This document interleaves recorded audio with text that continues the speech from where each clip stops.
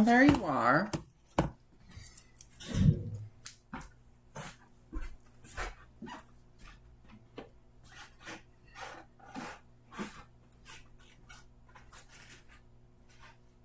Minigels you side menu.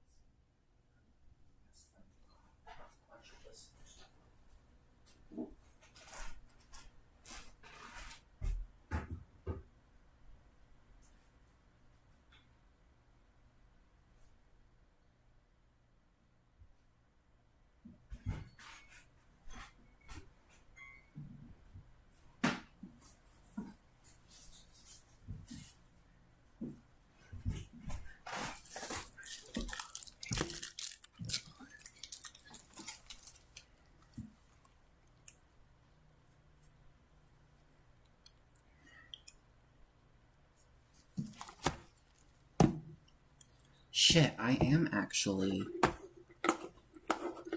Fuck. Why is that going here? Wait, people have been able to hear me this entire time? Let's see. Okay, well, I'm coming back. Let's see. But I am live, so... How do you mute? Okay, so would I guess I would actually have to mute. But anyway, what's up, everybody? We are back with a part 2 for the second episode of tonight's podcast. Or this morning's podcast, sorry. It's tonight for me. Wait, did I just disconnect, or did I? Oh no, I shut off my phone. Right. I can actually, my headphone is actually big enough to fit my earbud in, so I can actually, like, get a better idea now of my actual issues with the stream, potentially.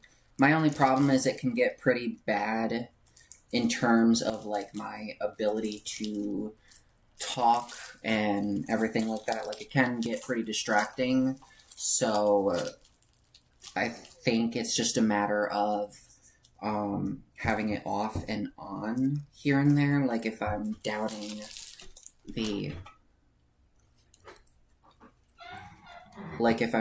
whether or not my, oh, wait a minute, fuck, I need to get back to my thing. But anyway, whether or not I'm actually, doubting the quality, fine, whether or not I'm actually doubting the quality of my stream or whatever, I am able to listen to my own stream and determine my own issues, because I'm still new to this streaming shit. But anyway, where are we? I should be live. I should see it on my channel. I'm trying to get back in here and be able to shut off my phone in the process. That's not my channel. Here we go. Alrighty, so, yep, here we are. Why am I so far behind? I want to be up to date. Wait a minute. Am I, wait. Turn off studio mode. Okay. Fuck, that's why. It didn't even, oh my goodness. I have so much to learn about OBS. Studio mode and everything. Anyway, got me some Nutter Butters. So, tonight... Or no, these are Buddy Bars. I don't fucking know. It's so confusing. So tonight this morning... This is so fucking distracting.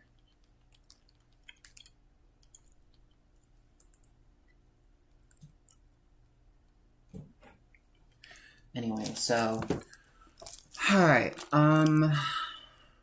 oh, why did I open this up? Oh dear, this is about a topic I have a very difficult time covering. This is a very emotional topic for me. Oh dear, I'll come back to this one. Oh, wait, let's see. California voters... Okay, so here we go. This is a good start for the show, for the second part. So, California voters to weigh in on harsher punishments for theft and drug crimes. So, let's see. Now, this is obviously from Fox News, so take from it what you will. I do not trust these people. In fact, they're very insufferable to listen to. I'm probably not going to want to listen to them. But, you know, if I'm gonna do this, then, you know, I have to suffer. So, I'm feeling pretty masochistic today. How about you? Let's do this. It is a propaganda machine for the Democrats, just like the NAACP. The co-chair of the National Association of Black Journalists has stepped down after hearing that Trump will speak at their convention in Chicago. Leo Terrell joins me now. How can someone claim they're a journalist but cannot handle a discussion with someone they disagree with? Well, I'll tell you right now, Stuart, she's not a journalist. Let's be very clear. This is proof. This organization is a propaganda machine for the Democrats, just like the NAACP. She This doesn't is want why I hate President watching Trump Fox. to talk to black journalists because they are a connection to the black population. She wants this organization to remain in the Democratic pocket. This is embarrassing and offensive. Okay.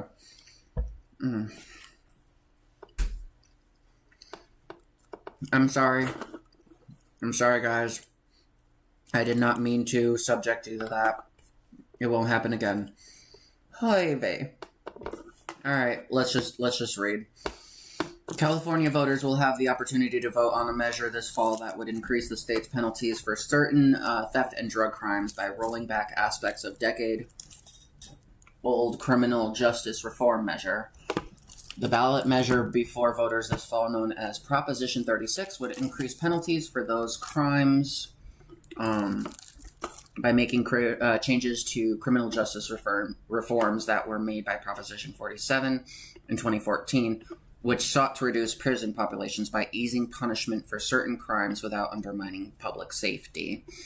So to my knowledge, if this is what I'm thinking it is, which I hear a lot about it, I don't know if this is if it's the same one.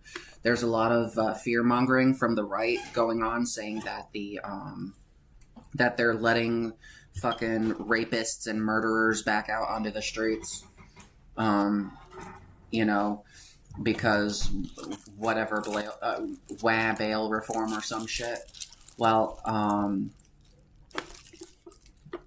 obviously, like, if you're a danger like that, like, if you have two brain cells to rub together, you know that's not fucking happening.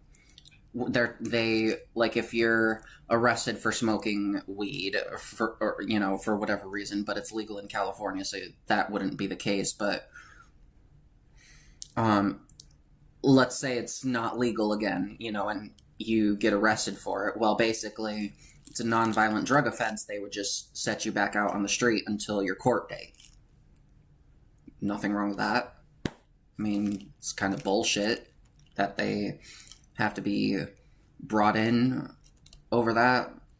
And it's like, in terms of theft, it's, first of all, only in this capitalist system where we prioritize the needs of the bourgeois over the needs of everybody else. This is kind of I don't believe it's ethical where food should actually be on the fucking store shelf for to be charged whatever fucking price you want. Like, I believe that shit should be collectively owned by, the community, and people should be, like, I don't know. Maybe that makes me sound a little extreme, but I did say I am the far, far left, so welcome aboard. Let's see. Proposition 47 changed the punishment for crimes like shoplifting, like you just snag a candy bar. Grand theft, that one I believe is just stealing someone else's car, receiving stolen property, and similar property crimes to being a misdemeanor rather than a felony if the value of the property is less than $950.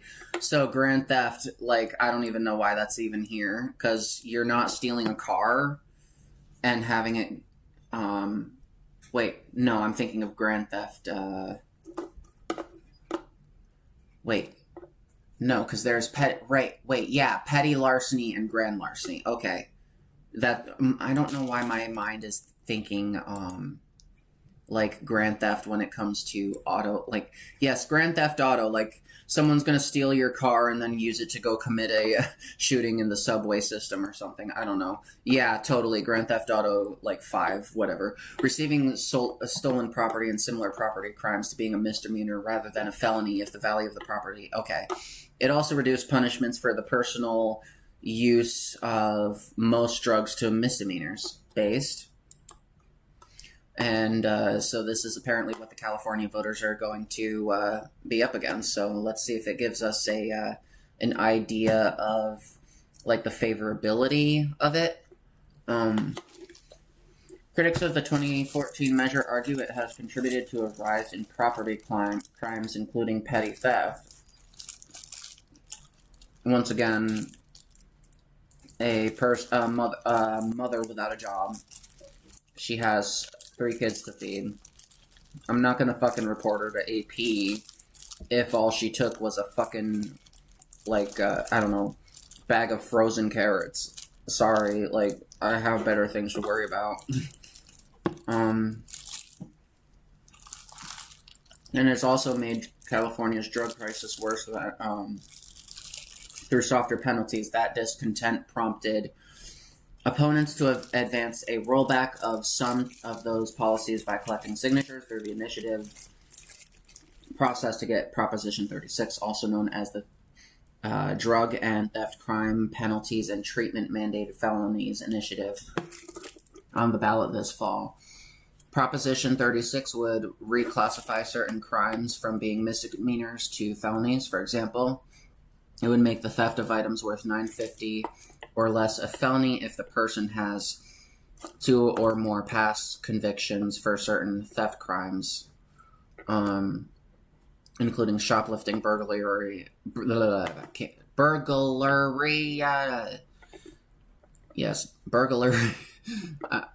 You know, I need to get a soundboard. Burglary, yes. Anytime we cover stories about, you know, theft or whatever, just burglary, there we go. Like, I need to get a soundboard. That would be so cool. Or carjacking. According to the Legislative Analyst Office of the California Legislature. Read on the Fox Business app. I am not going to, but thank you for the offer.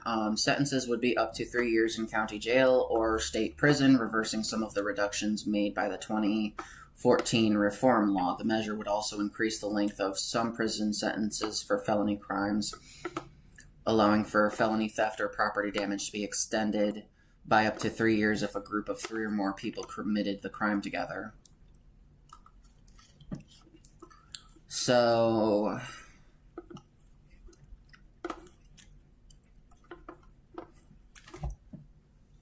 basically, that discontent to advance a rollback of some by collecting signatures. So basically, what we're seeing here with Proposition 36, if I'm understanding this correctly, is that they're trying to increase criminal penalties for certain crimes. Like I get it. If you're just minding your own business, you live in your house, and some fuckwit comes by with a paint gun and starts spraying you in your house, I could see why that would be, you know, like a valid property crime. And also, what the fuck was that noise? Was that Felix? Oh no, you're right there. I do not know what that noise was, but it was loud.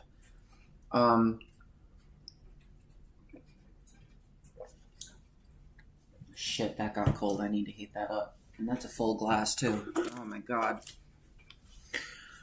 I hate cold coffee. I don't like iced coffee. I don't like it when my hot coffee becomes iced coffee. It is so gross. Anyway, so, but, like,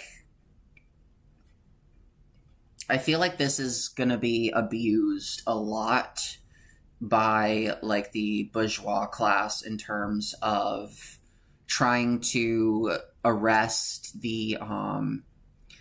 people for, like,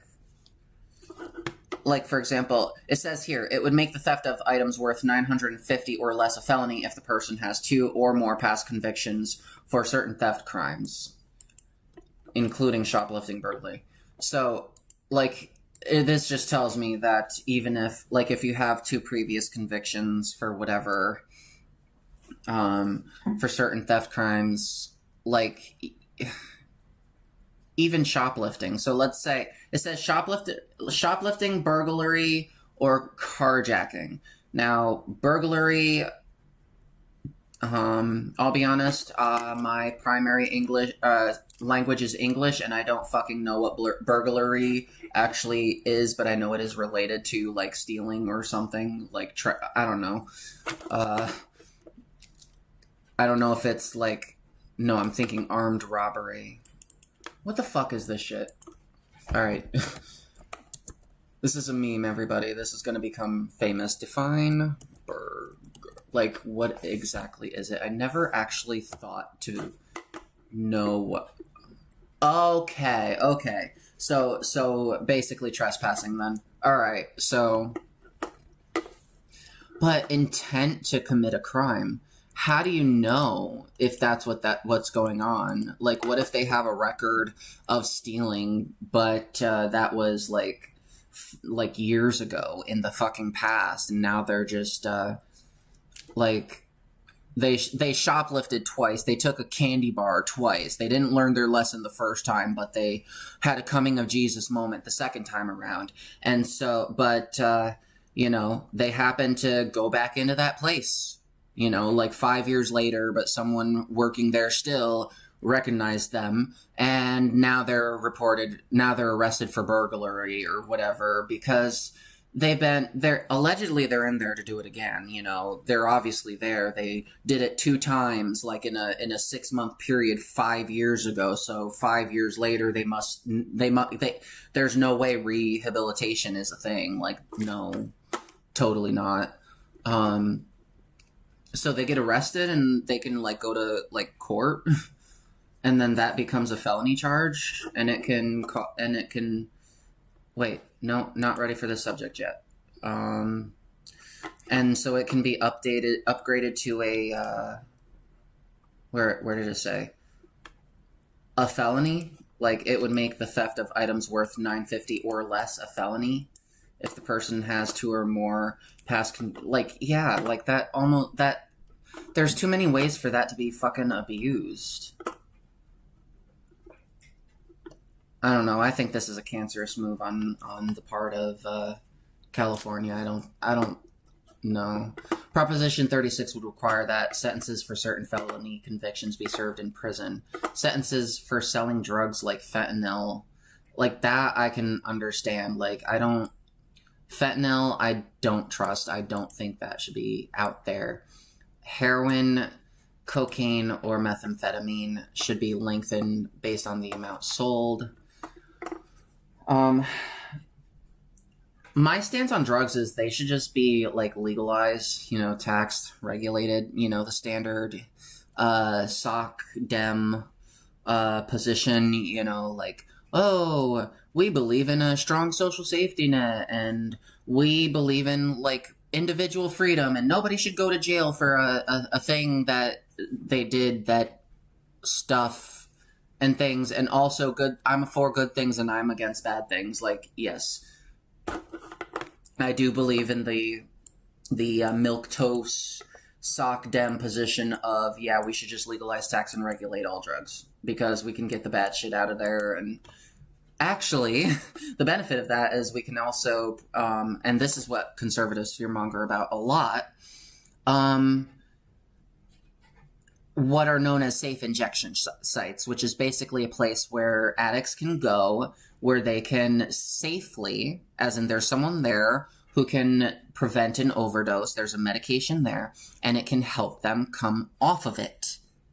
So they consume it in a slow environment, because withdrawal from this shit, to my knowledge, I've never done this shit.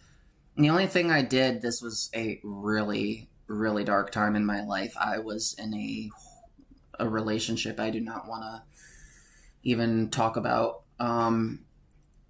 I basically ended up, this one right here. Yeah. And we actually, provided that to, children with ADHD. Like, if you've ever heard of the medication Desoxyn, Dysox. I forgot how to spell it. I think it's like that. No, DEX. Or DES. Yeah, so it's used to treat attention deficit hyperactivity disorder. There's also, and I personally used it, Vyvanse, but like in a controlled environment, like people should be, it's not the same as like the street shit though, don't get me wrong. Like, this is actually prescribed by, like, I don't want conservatives fucking clip chimping me and fear mongering. Oh, the Democratic left is putting children on illegal drugs. No, it's a controlled substance, and I think you have to be a specific age. So, like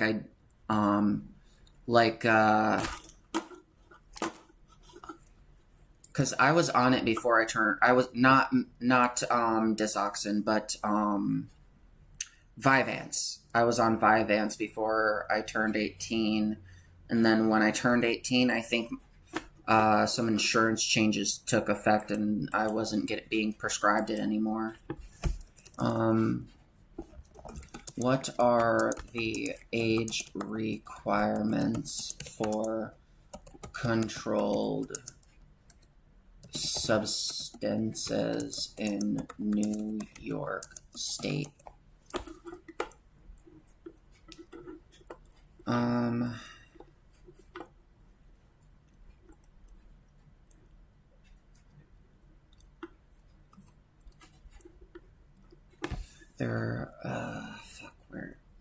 Why doesn't it give me an age? Is there, like, no actual age limit to it? I thought there was an age limit. Like, I thought it was, like, 16. I guess not. But either way, major divergence. We went from talking about illicit substances to psychiatric medication. Could be linked. So, yeah. Sentences for selling drugs like fentanyl, heroin, cocaine, or methamphetamine could be lengthened based on the amount sold. Currently, such sentences are served in either county jail or state prison based on the individual's criminal history under the ballot measure. These sentences would generally be served in prison. So, I think in terms of, like, selling the strong shit, I don't know what locking them up is going to do, especially with the way the prison system is. I mean, with the way the prison system is, we are more focused on punishment rather than rehabilitation, and that is something I've been talking about, like, over and over again for the past throughout the stream. In fact, I think I talked about it on the last stream too, which once again I had to privatize or put on private because I accidentally live streamed my email address, so I'm not proud of that. That wasn't fun. Gets annoying when you're trying to read an article on live stream, and it's like, if you want to get past here, if you want to continue reading, then you need to be a subscriber. So it's like, oh, god damn it. And I actually did shut off the display prior to trying to input my information so I can gain access to the article. But when I thought I was done and I came back from that, I realized, oh shit, there's my email. Fuck. Don't try to contact me. So that was a moment of incompetence on my end, so yay me. Anyways, but yeah, no, I don't know what lengthening the time is gonna do. I think there should be, like, I don't know. I still have a lot to think about on this, because it's definitely a subject I'm interested in talking about further, if anybody ever wanted to provide nuance. So, it would also create a new treatment-mandated felony that courts can use to charge people who possess illegal drugs rather than a misdemeanor. It would apply to people who possess drugs including fentanyl, cocaine, heroin, or meth, and have 2 or more prior convictions for drug crimes, such as possessing or selling drugs. Does anybody know if the California 3 strikes you're out for life law is actually like that, or if this is basically what it is at this point? Like, is it just because it keeps citing 2 or more prior convictions, and we're in California, right? Well, I'm not in California, but the context of this article is in California, and it keeps citing 2 or more. So it's like, well, no. Like, how would...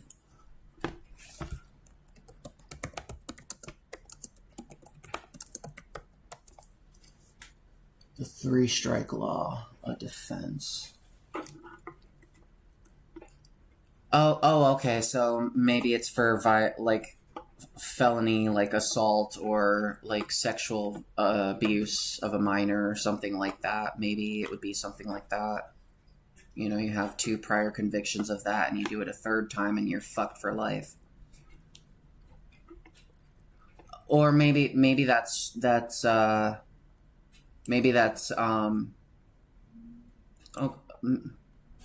according to Lewis law, or at least I'm finding that right here. 3 strikes law with increased sentences. Okay, so not necessarily for life. All right, so I just misunderstood the 3 strike law. All right, so that's why it keeps citing the 2 or more thing, because that's the 3 strike law in action. People in the treatment mandated felony process would undergo drug or mental health treatment, and those who complete treatment would have their charges dismissed, while those who don't could serve up to 3 years. Serve up to 3 years in state prison. Additionally, the law would require that courts warn people who are convicted of selling or providing for certain drugs like fentanyl, heroin, or blah, blah, blah, that they could be charged with murder if they sell or provide drugs that kill someone. I mean, manslaughter is a little more understandable. I don't think murder kind of solves that.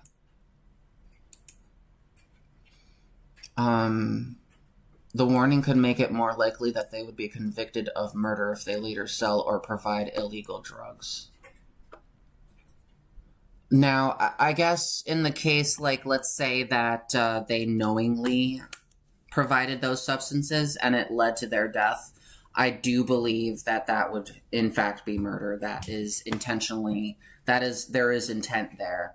But, like, let's say, like, this is why I'm terrified of getting my shit, because it's like, even though it's legal, like, the nearest dispensary is all the way on the other side of fucking town. And my scooter doesn't go that far. It barely goes to and from work. So it's like, I'm really paranoid, but I do not believe that the person selling it to me is the one would be the one lacing it. If it ever was laced with anything, it would be whoever they got it from, and chances are whoever they got it from probably also didn't know. Like, and then the person before that probably also didn't know. So the most you could really get would be, like, manslaughter. Like, because there's no intent there. Unless, I guess I hear in certain jurisdictions that, like, it doesn't really matter if it's also accompanied with another criminal offense, like, you know, stuff like that. Like, yeah, like, for example, well, I don't know, because then that would mean if you're drunk driving and you hit someone with a car, then that would be a murder charge, because one, whether intent was there or not, it could be. Wait, I think manslaughter is 3rd degree. So yeah, like, yeah, premeditated 1st degree, 2nd degree, and then 3rd degree I think is like manslaughter. So Proposition 36 has received support from California law enforcement and business groups because of fucking course. Why do I say that? Because I do believe that it's very possible that businesses, the bourgeois class, wants to abuse this law. California Republican Party, of fucking course. Always with these mere cockroaches. Lawmakers from across the political spectrum, as well as large retail firms like Walmart, my paradise, yo, what's up? Fuck you. Target, Home Depot, Walgreens, and 7-Eleven. They contend the changes will counter the rise in retail theft as well as address the drug crisis. Opponents of the initiative include California Governor Gavin Newsom, so he might actually strike it down. Trade unions, criminal justice reform advocates, and the California Democratic Party. They argue that Proposition 36 would increase spending on prisons, valid, and represent a return to mass incarceration, while also furthering what they view as racial inequality in the criminal justice system. Because that is true. It really would. It would increase the you know, I just don't trust it. I don't think it's the right thing to do. So all right. I'm going to pause right here for a second, and then I'm going to remember from now on that I have to mute my mic. I didn't realize that I actually had to.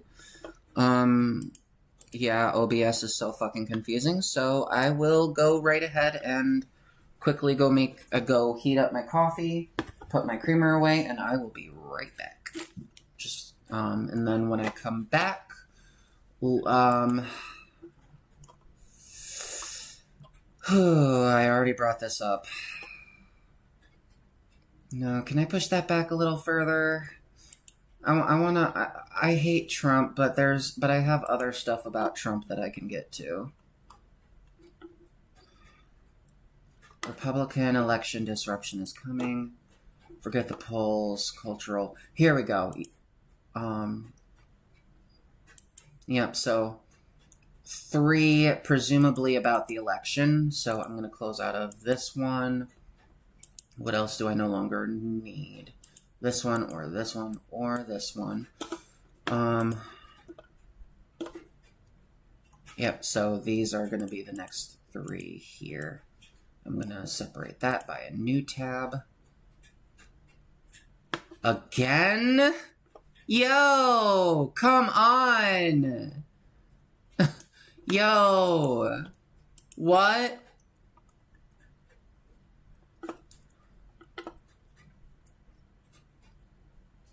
Oh shit. Yeah, okay, we just found another segment. All right, I'm going to go make my coffee. I'll be right back. Not make my coffee, heat it back up. I'm so sorry. I'll be right back. Break.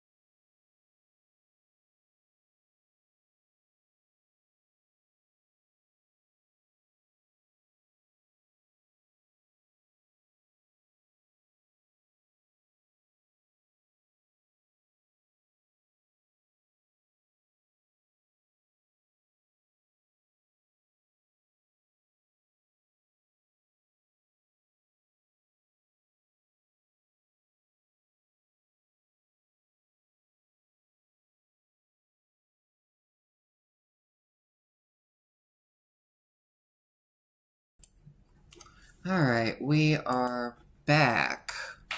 I got my coffee warmed up. Hopefully I actually drink it, but I don't ever shut the fuck up. That is why I'm streaming, because I chew my relatives and my loved ones and everybody out with all my politics, and it just bores them to tears. I'm always like, "Eh, eh, eh, eh, eh, eh, eh, eh, eh." So I figured, why not just, like, you know, like, rant my shit online on a live stream. Who fucking knows? Who cares? Anyway, so I was actually about to go on to election news. Oh, I think I just closed one of the tabs. Let me open that back up. Wait, how do I do it? I hate Windows. All right, let's bring that back over there. Then new tab to separate that. Alright, so I was actually about to get to election news with this segment, but then I ran into this gem. Man with loaded gun arrested near Trump rally. What we know. Oh dear, what is this, 3 times? Like, the first on January 13th, he actually got shot.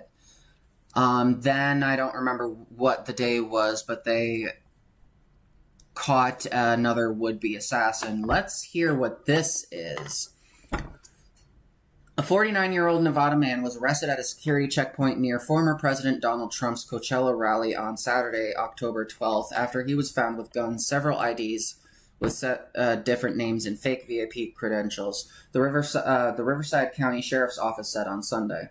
So this guy was already fucking onto some shit. Like, IDs with different names, like, you know, he was gonna try to fucking, yeah. The man, identified by authorities as Vem Miller, was in a black SUV when he was stopped shortly by deputies assigned to Trump's rally at a checkpoint in the Coachella Valley just before 5 p.m. local time, per an online statement from the sheriff's office. Authorities found he illegally possessed firearms. Where was this? This was in Coachella. Where's Coachella? What state is that in? And damn it, I need to learn my fucking geography. Coachella.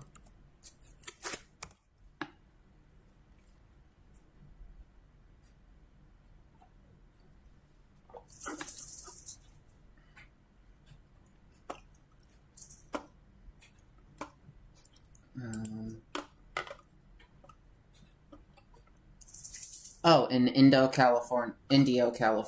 Okay. So, alright. So, authorities found he illegally possessed firearms and he was taken into custody and booked at the John J. Benoit Detention Center. Miller was released the same day on a $5,000 bail. In a Sunday press briefing, Riverside County Sheriff Chad Bianco said an investigation is ongoing. What we do know is he showed up with multiple passports with different names and an unregistered vehicle with fake license plate and loaded firearms, Bianco said. If you're asking me right now, I probably did have deputies that prevented the third assassination attempt. Yep, I will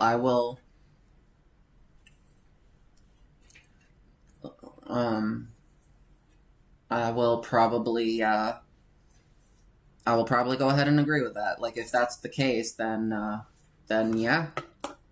This guy was probably onto some shit. This probably was gonna try something.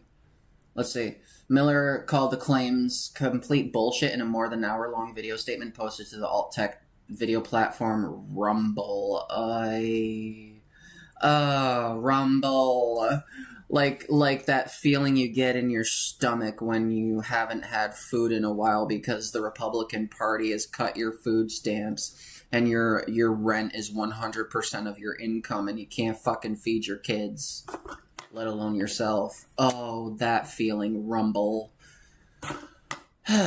Alt-tech video platform Rumble on Monday, and he said was there on a special invite from local Republican leaders. I almost said Republican, but would that really be inaccurate? Republican? They're on this frequently idiotic notion that I was there to cause harm, he added. Let's see. It's Fox. Get out of here. Checkpoint before he was... Go away, Fox. Good morning, guys. So the Riverside So County Sheriff's Office says 49-year-old Van Miller made it through a security checkpoint before he was actually discovered. Now, authorities say Miller was carrying multiple guns outside the Trump rally in Southern California. They also found a shotgun, loaded handgun with ammo, multiple passports, and IDs with different names. Miller, who is Armenian, claims he always travels with weapons, even though he has never fired a gun. He also says the documents have his full Armenian name, along with others that don't, to avoid potential hate crimes or even death in other countries. Now, authorities say they don't believe there were any risks, but they do believe they prevented a tragedy. If you're asking me right now, I probably... So, basically, this guy claims that he had all this to avoid persecution in various different countries, which I guess it would make sense. I mean, if we understand, like, the history of the Armenian genocide, that a lot of the concerned trolls on the right like to say about TYT. Oh, you call yourselves the Young Turks, huh? Well, what if I raised my children to be the Hitler Youth? I'm smart. I got 2 brain cells to rub together. I wasn't fed to a crocodile and had my brain sucked out as a kid. Nuh-uh. Well, come to think of it, a crocodile would not suck their brain out. It would just eat them. And they would not be here. Maybe that would be for the best. Anyway, in his statement on Rumble, Miller said that he does not align with any political party and described himself as more of a libertarian, but he also said he was involved with the Republican Party in Nevada as early as 2000. Local paper, the Press Enterprise, says he has a master's degree from UCLA, and according to the Nevada Secretary of State's office, he unsuccessfully ran for state assembly in Nevada District 13 as a Republican, there I go again. Fuck it, it's accurate. In 2022. According to the Las Vegas Review-Journal in 2022, Miller said he was inspired to run for office because this country has been taken over by tyranny. Miller told the Review-Journal that if elected, he would focus on alleged voter fraud, a common talking point on the right. Carried multiple IDs, links to the sovereign citizenship movement. So basically, let's see, Bianco said Miller's vehicle was unregistered with a homemade license plate that was indicative of affiliation with the sovereign citizen movement, described by the FBI as anti-government extremists who believe they aren't subject to government authority. So, isn't that just right-wing anarchists, like ANCAPs? Like, is there a difference between a sovereign citizen and an ANCAP? I don't know. I'm feeling adventurous. I'm in the mood to learn. You want to learn with me? Let's learn some things. What is the difference between sovereign...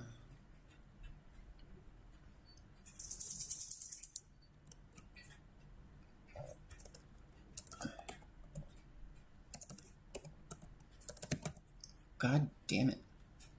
Sovereign, citizen, and ANCAP.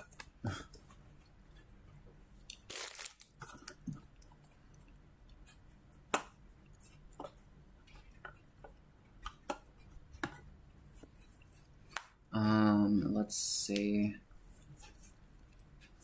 See, I know there's a lot of, I don't know. Sovset. Activists, litigants, tax protesters, financial scammers, and financial scammers. There's a list of... Alright, so the sovereign citizen movement is a loose group of anti-government activists, litigants, tax protesters, financial scammers, and conspiracy theorists based mainly in the United States. Sovereign citizens have their own pseudo-legal belief system based on misrepresentations of common law and claim to not be subject to any government statutes unless they consent to them. The movement appeared in the United States in the early 1970s and has since expanded to other countries. The similar free man on the land movement emerged during the 2000s in Canada before spreading to other Commonwealth countries such as Australia, New Zealand, and the United Kingdom. The FBI describes sovereign citizens as anti-government extremists who believe that even though they physically reside in this country, they are separate or sovereign from the United States. Well, to be fair, like, I don't know, like, I really feel like they're just anarchists.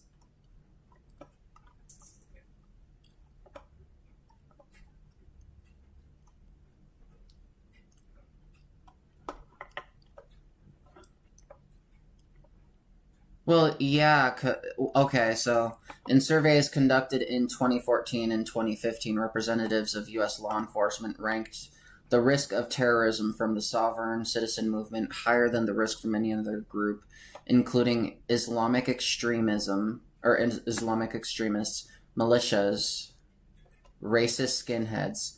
So you claim people who don't want to be ruled by government are more risk of being terrorists than neo-Nazis? Am I just not understanding what a sovereign citizen is? So far, everything I'm hearing, unless I'm just like not, the majority of sovereign citizens are not violent. However, the methods advocated by the movement are certainly legal. Sovereign citizens notably adhere to the fraudulent schemes promoted by the Redemption A4V movement. Many sovereign citizens have been found guilty of offenses such as tax evasion, hostile possession, forgery, threatening public officials. What, is that like going to their house and saying, we demand reproductive rights or something? Bank fraud, and traffic violations. Traffic violations? That's terrorism these days, guys. Ah, I almost missed you. Holy shit, you scared the shit out of me. Yeah, well, vote Republican or something. You know, terrorism, because it was fear in pursuit of a political gain, not just some dipshit running a traffic light. Two of the most important crackdowns by U.S. authorities on sovereign citizen, like, I really feel, I hope I'm just misunderstanding what the fuck a sovereign citizen actually is. Hostile possession in common law and the related civil law concept of usurpation are legal mechanisms under which a person who does not have legal title to a piece of property usually may acquire legal based on, so like squatters, like if you, and the related civil are legal mechanisms under which a person who does not have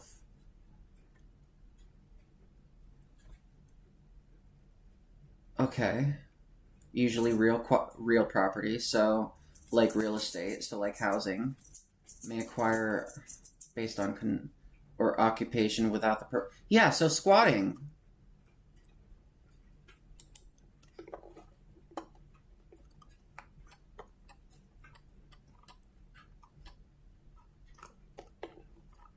So sovereign citizens are squatters now. So they're terrorists and they're squatters. They're big, scary, terrorists, and they're also very, like,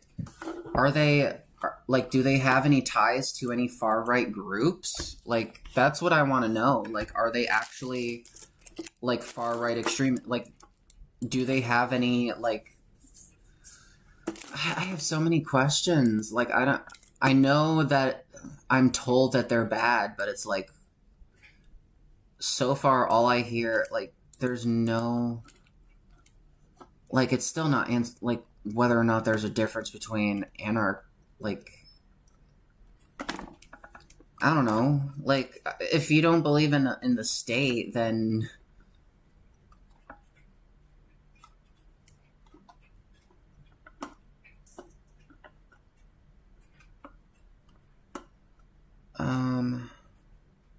I guess this is from Reddit, so take this with what you will.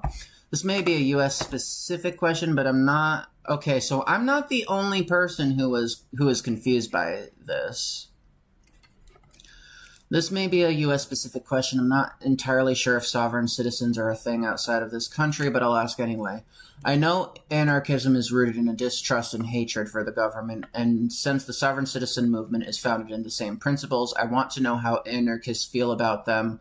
Are sovereign citizens considered anarchists? Thank you in advance. Sovereign citizens are fucking dumb. I question the legitimacy of the state's authority, but pretending it doesn't exist is bonkers. Okay, so maybe... Well, I don't... Do they actually pretend it doesn't exist?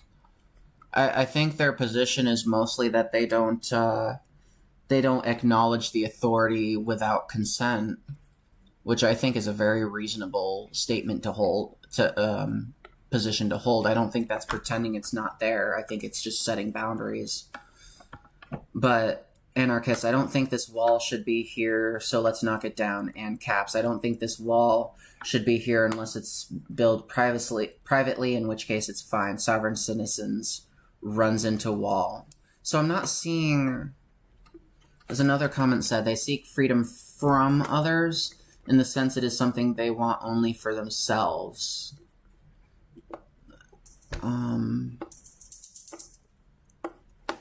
Okay.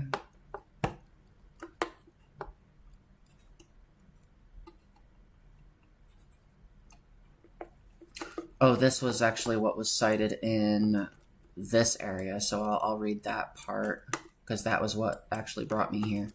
A big difference between anarchists and many other anti-authoritarians is that anarchists want the freedom to be and do what they want, and they want this for all people. Many libertarians and caps, sovereign citizens, want the freedom from other people's concerns and influences. Okay. That makes sense. So maybe they're on the far right.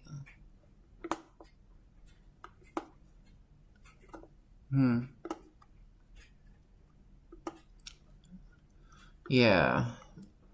Alright. So, alright, that makes sense then. Alright. Where were we? Where was the... Okay. Described by the... Okay. Miller has denied this claim. That's a nonsensical statement. He said in this video statement, I am not anti-government. Well, it would be based if you were, bro. Miller, speaking to the press Enterprise, said he was shocked by his arrest and the accusation that he would harm Trump since he is a supporter of the former president.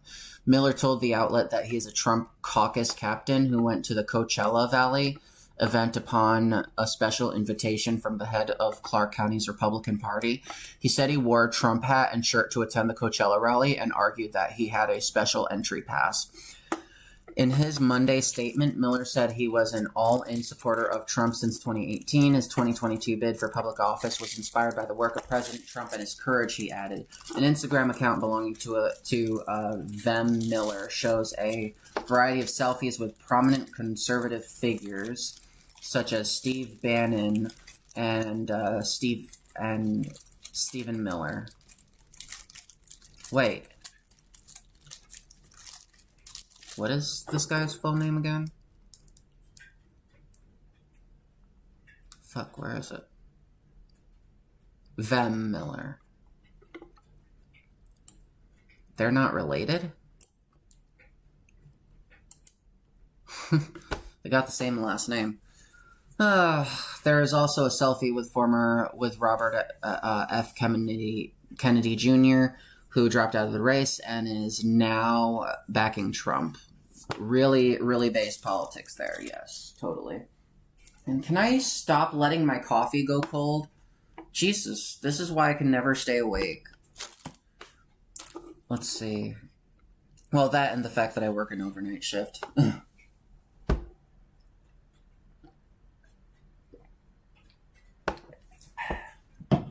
Sweet, sweet coffee. Alright.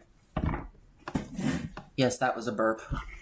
According to Bianco, Miller claimed at an outside perimeter within the event that he was a journalist and that he had VIP status and was thus allowed entry into the Coachella rally, but it was within the inside perimeter where there are tighter security controls that Miller was arrested. Miller said in his statement that he has been working in media since 1994 and has an extensive history as a director and producer of commercials, TV shows, and music videos. Oh, homeboy's an artist. Cool. So... Why was he carrying guns? Miller, in his Rumble statement, said he bought a Glock and a shotgun in 2022 for protection because of death threats he received in his line of work. I always travel around with my firearms in the back of my truck, he also told Fox News Digital. Miller said that he told a deputy at the rally checkpoint that he lawfully carried guns purchased in Nevada and was then asked to step out of his vehicle and handcuffed. Under California law, carrying a loaded firearm is a misdemeanor that is punishable by up to a year in jail and a $1,000 fine. The critical mistake that I made was forgetting the location that I was in, he said. I mean, I guess I can say it. Wrong place, wrong time, you know. He didn't mean to put everybody on alert. He was just traveling with his guns because of death threats in his line of work. Right, because he, a LinkedIn page with the name Vem Miller, located in Las Vegas, states that the page owner is partner and a co-founder of the America Happens Network, a media production company with the tagline, Rage Against the Mainstream Media, featured content related to the political right. So he's a conservative, okay, so he's basically a conservative investigative journalist, documentary. So this guy is coming to assassinate Trump. I find it ridiculous. Like, I don't believe that for 5 fucking seconds. Like, the guy who actually did shoot at Trump on the 13th of July earlier this year, I do not believe... Like, I don't know the full story of what went on. Frankly, I just... I did not really do much looking into that situation, but to my understanding, he was like all over the place, so you couldn't tell what the fuck his stance was, so you couldn't tell if he was actually trying to assassinate Trump because he hated Trump. But the second guy, you could tell he definitely was, oh, I voted for Trump and now I regret it. He made the country worse, and now I need to correct my mistake. This person, on the other hand, is looks like allegedly he's a right-wing conservative, like, you know, a conservative investigative journalist, documentary filmmaker, and content producer. I highly doubt he was trying to assassinate Trump. So, and it would totally make sense. I mean, I'm pretty sure I'm a fucking trans woman streaming live, just casually joking about tearing down the liberal democracy to establish a trans supreme gay matriarchy. Like, I'm bound to get fucking death threats at some point. Like, I'm guaranteed I'm probably gonna piss off a lot of fucking transphobes. Hi, sweetness. Thank you for watching the stream. Yeah, I've been covering the apparently man with a loaded gun arrested near Trump rally again. So that's fun. Let's see. Media, why was he carrying guns? Miller, right. So yeah, like I was saying, in his rebel statement, said he bought a Glock and a shotgun in 2022 for protection because of death threats he received in his line of work, which makes sense. I mean, even if he is a conservative right-winger, like, he's still probably going to say a lot of shit that people don't like, so he's going to receive death threats, he's going to piss off a lot of people. That's just the nature of politics. So it makes sense that he probably would not actually it makes sense that he would not actually be going there to try to kill Trump. I think it was just a wrong place, wrong time. Miller said that he told a deputy at the rally checkpoint that he lawfully carried guns purchased in Nevada and was then asked to step out of his vehicle and handcuffed. Under California law, carrying a loaded fire... Oh, I just read that part. According to the sheriff's office online inmate database, Miller was booked for possessing a loaded firearm in a high-capacity magazine. He is currently out on bail and is scheduled to appear at Indio Larson Justice Center on January 20th. So if I had to guess, he's probably... Didn't it say that... Wait, didn't it say earlier that he went in for, or he, like, released on bail? Like, yeah, $5,000 bail. So, if I had to guess the outcome of that, I don't know, is it a misdemeanor, or, going back down to it, where was it? Where did it say? Yeah, misdemeanor. So they're probably gonna, it's very possible that maybe he can get enough representation where it'll get slapped down to, like, like a warning, you'll get a slap on the wrist, you're not from here, so you weren't aware of our laws. Or was he? I don't know, he's political commentator, documentary filmmaker, like, I don't think this is a normie, so I guess that adds a little bit more context to it. Like, maybe he should have known, but yeah, so, well, we're gonna,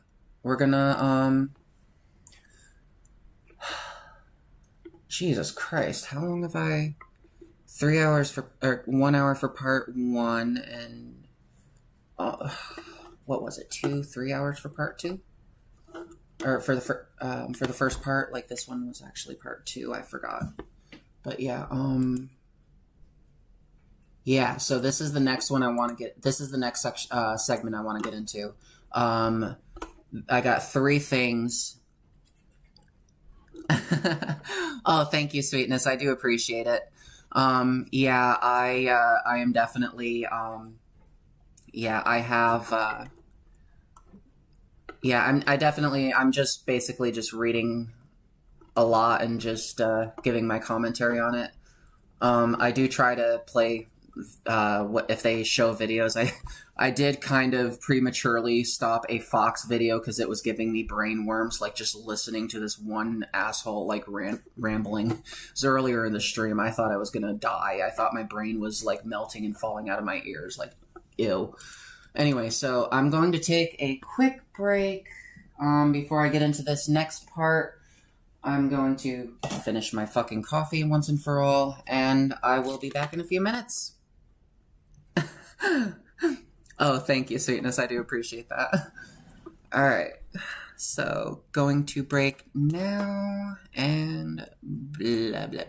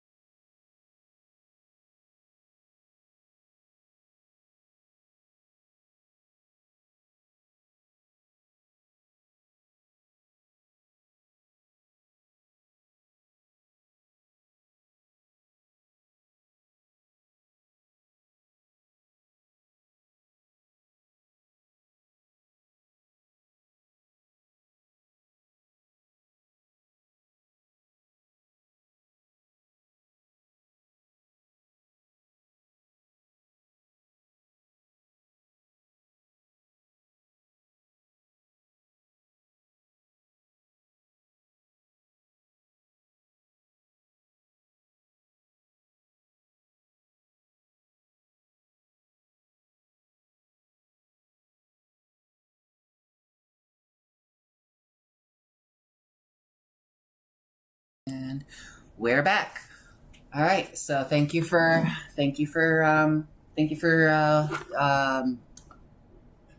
wow, I am not good at returning from breaks. I'll get better. Only episode 2. So election night is still 3 weeks away. So I think this will be, what do we have? Three things. Damn it, I did it again. Where is it? Recently closed. Not that one. No, where was it?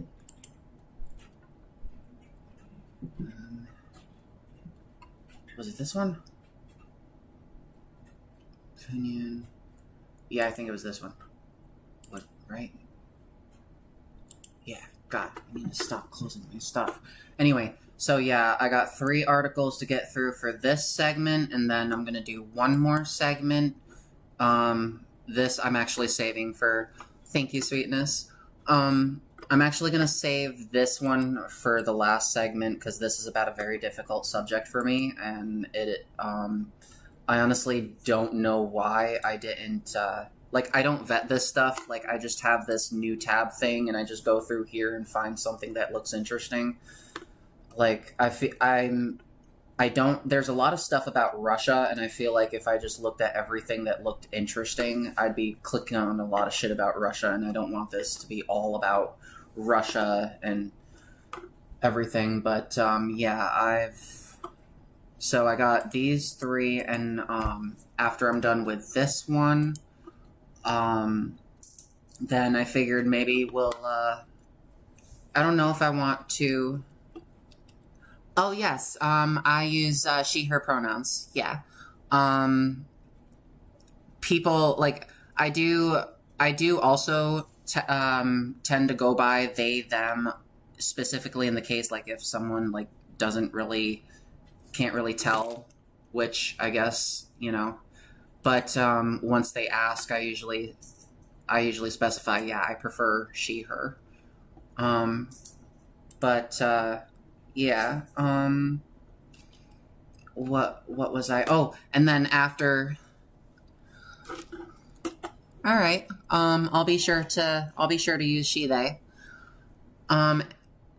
After the show's over, I might do a post show, but I don't know what I want to do. I don't know, because I did finally set up Steam. I installed Codename Cure because it's the only free game that I actually remember playing a long time ago, because I was trapped on Linux. And as I said when I first started the stream, this is where I'm at. I literally, like, no, I'm 40 years into the past. And I'm only 30. Ay. So I am not very familiar with the Steam library. and yeah, not just 30 years into the past. I'm also 20 years into the past, and 30 years into the past, Super Nintendo. So yeah, I figured I'll look through the Steam library, see, probably when I'm done with the show, and I'll see if I can find some more games, and I wouldn't mind, actually, yeah. In terms of who actually, like, really,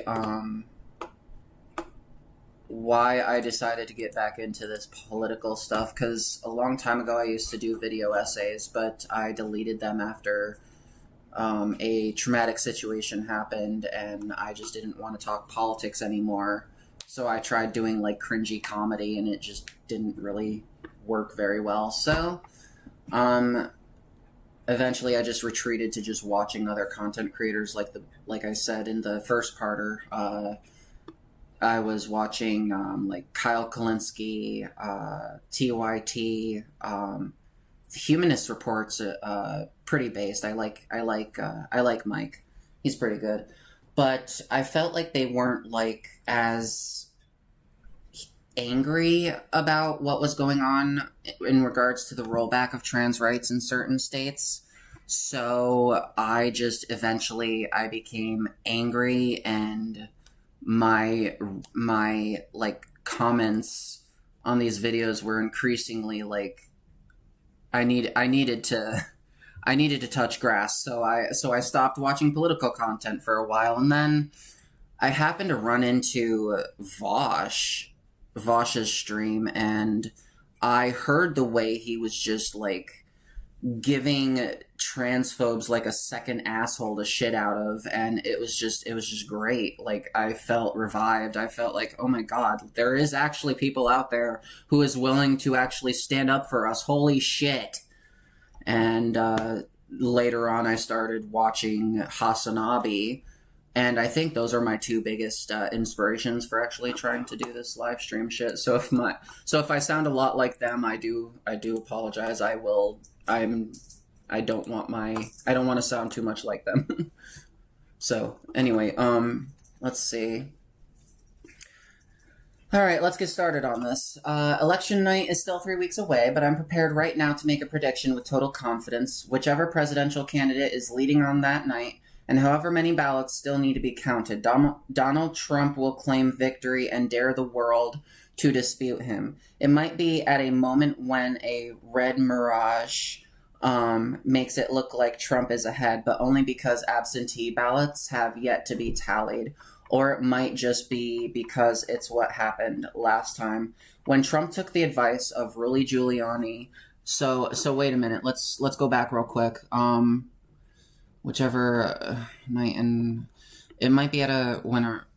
All right. So what they're saying, are they saying like Sorry, I kind of blacked out for a moment there. I do have ADHD, unfortunately. And it can be pretty bad. Let's see, or it might just be because it's what happened last time when Trump took the advice and announced he had won, although ultimately he lost. So, yeah. Oh, yeah, and Hassan's also really fucking entertaining, too. Like, I listen to just, like, last night after, I was watching, Riverboat Jack. I went to watch Hassan, and like some of the shit that he was saying was just fucking. Oh my god, I died so hard. Like, oh my goodness. See, it's long form content that actually makes it easier for me to get through my shift. One of the reasons I like the overnight shift is because it's the only way I can actually listen to entertaining content while I'm working and not have to worry about, like, is it going to get away in my ability to actually help, customers? But yeah, reports of what went on behind the scenes on that night in 2020 make it clear there was a real debate in the Trump camp about whether to make that outrageous claim, but there won't be a moment's hesitation this time. That's because it will be, just be one more step in executing a massive MAGA election disruption dirty trick scheme that is already well underway on multiple fronts with the goal of preventing a Trump loss no matter what. So this is basically, if I'm understanding correctly, this is basically like all the gerrymandering, if I'm understanding correctly. Dirty trick scheme. Hang on a second. What? Still streaming? Yeah. Whatever. I mean, you can come out here. Say hi. Oh, after you did that. Okay. That's because it will be just one more step in executing a massive MAGA election disruption. I just read that. It's a scheme that ranges from seating local election offices with loyalists to changing election laws in key states, and coming really close to changing them at the federal level to filing multiple lawsuits ahead of Election Day. So basically, the idea is... So wait, are they actually? Is this basically saying that they're trying to like rig it to scheme? How recent? Like obviously we. Okay. Yeah. Makes sense. All the shit that we've been following up until now. There are close to 90 of those lawsuits already. Jesus Christ. The New York Times reports they are concentrated in swing states and key counties likely to determine the race. It adds several embrace several God, I can't read. Several embrace debunked theories about voter fraud and so-called stolen elections that Mr. Trump has promoted since 2020.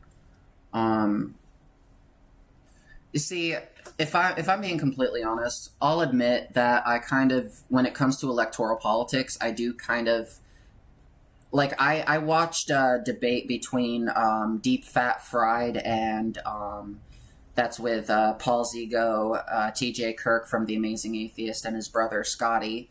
They were debating Vosh about the whole two-party thing, and I completely understand where Vosh is coming from in terms of, you know, if you vote for a third-party candidate, it's basically like kind of like I don't remember verbatim what he said, but something along the lines of it's better. But yeah. Oh yeah. Yeah.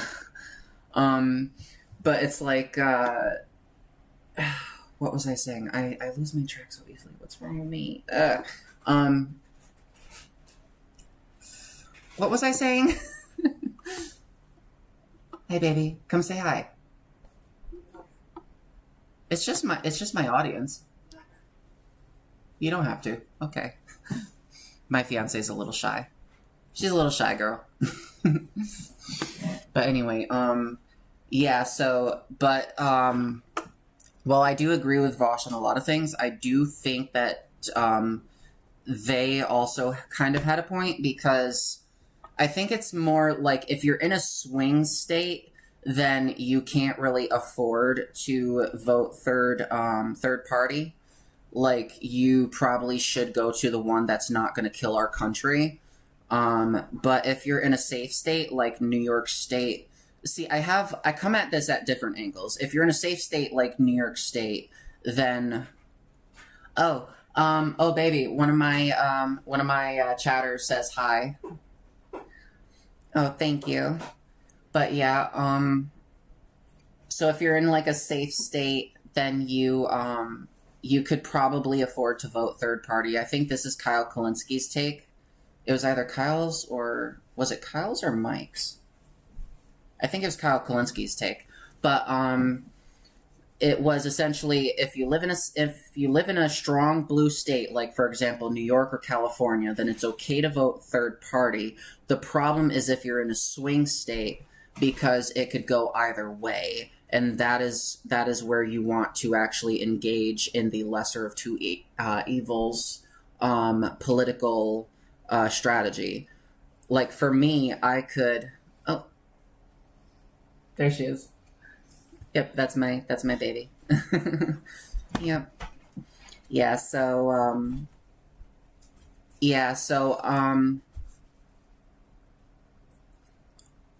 oh yeah, I probably, just because I'm not, I don't know who's running third party. I don't know if it's Jill Stein. She's the only one I really know of, but honestly, like, that brings me to my other perspective on the whole lesser of two evils thing. From an electoral college perspective, because I do believe the electoral college is bad for this country. No other system allows for a political candidate to win the popular vote but lose the election.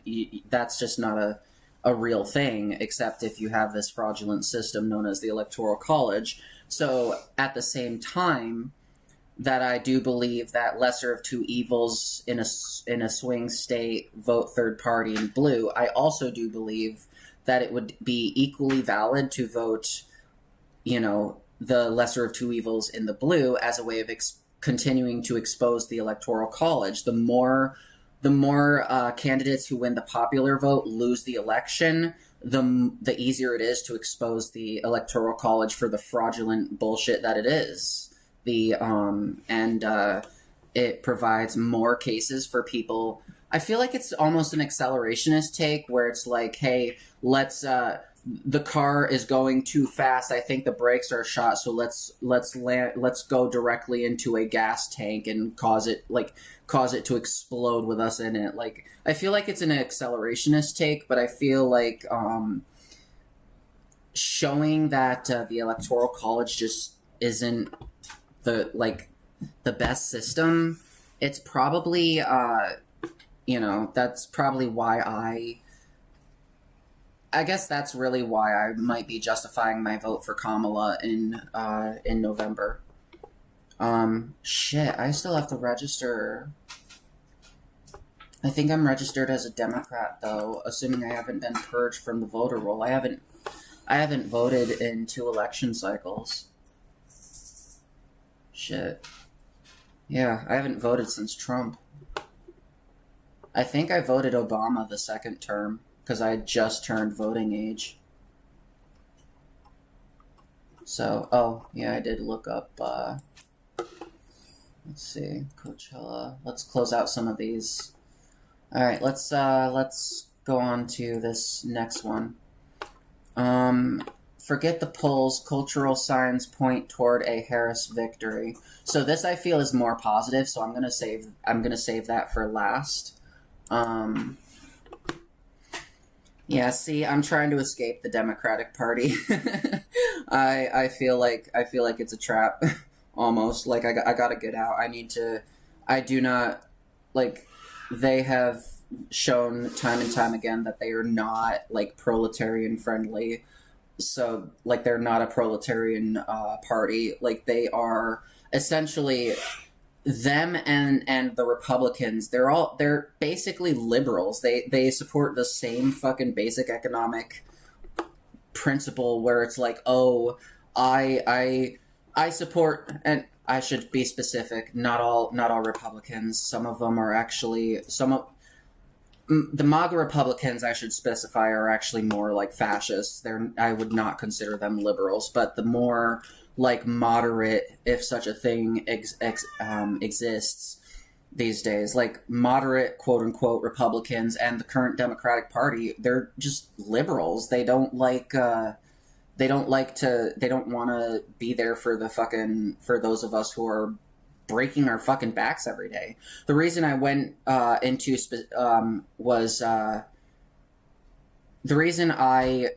disclosed earlier in the first part of the stream, I don't know if that was during my audio issues, that I do have a stake in the company that I work for, is because I do actually try to, it's not the most, like, I do believe that if every associate, like, say they worked for a company that offered like a stock plan, like, that is honestly at this point in this like falling society the closest we would get to, like, and it's like inches closer. We're not talking about a very big step here because it's still the same oppressive system, but it expands the ownership to the working class, the proletariat, and gives them voting rights in like shareholder meetings and stuff like that.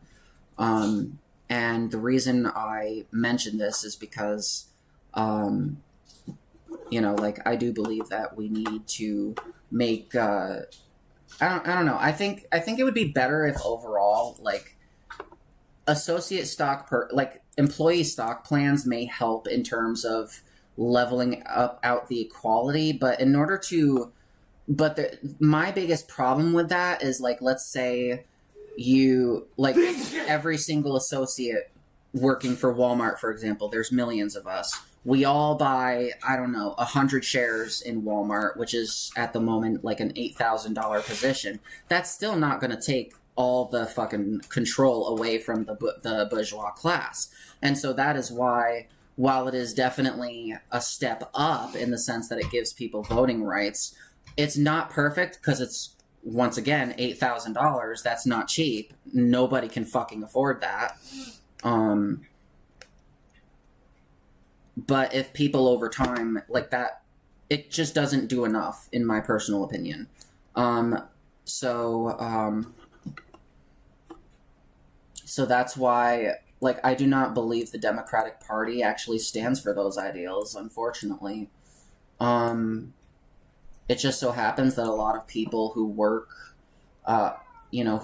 do tend to, I guess it depends on the industry. Like, for example, the clean coal workers, like, they will, I think Xanderthal actually made this point on one of his streams.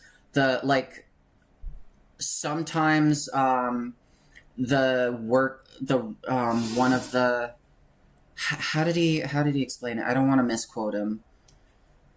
He said, shit, I'm brain farting again.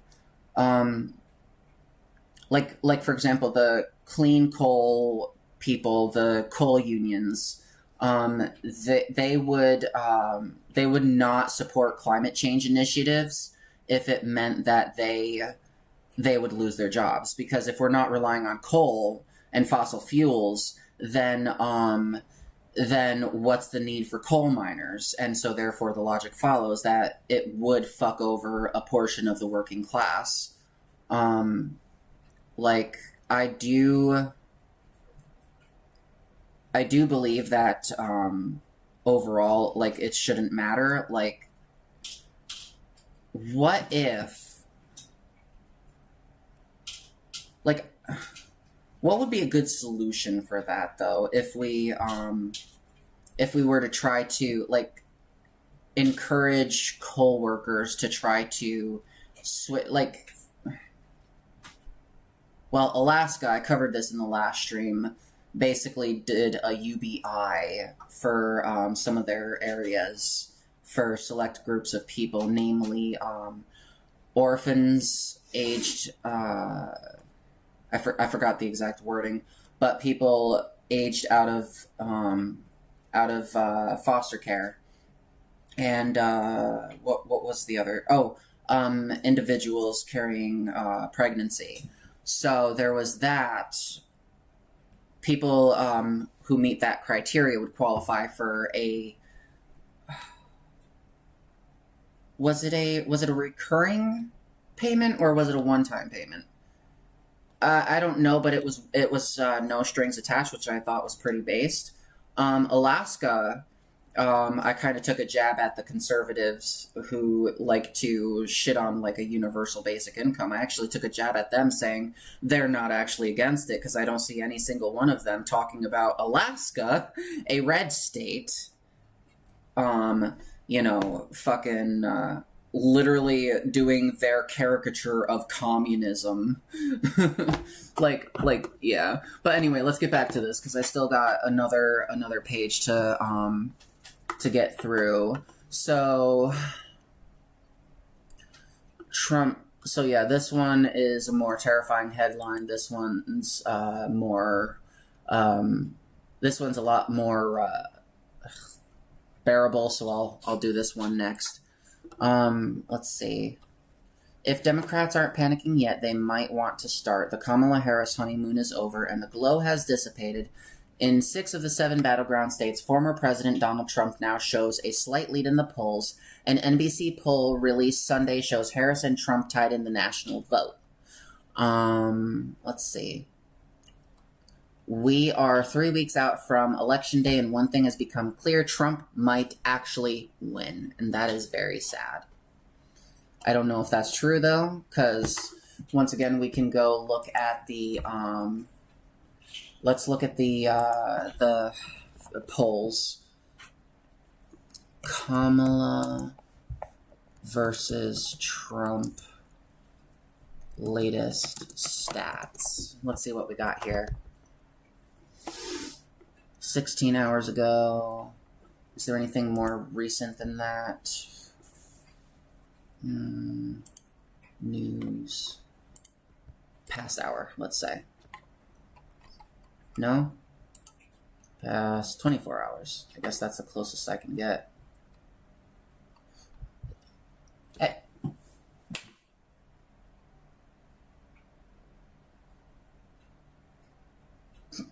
Shoe fly, don't bother me. Anyway, let's see. None of these are...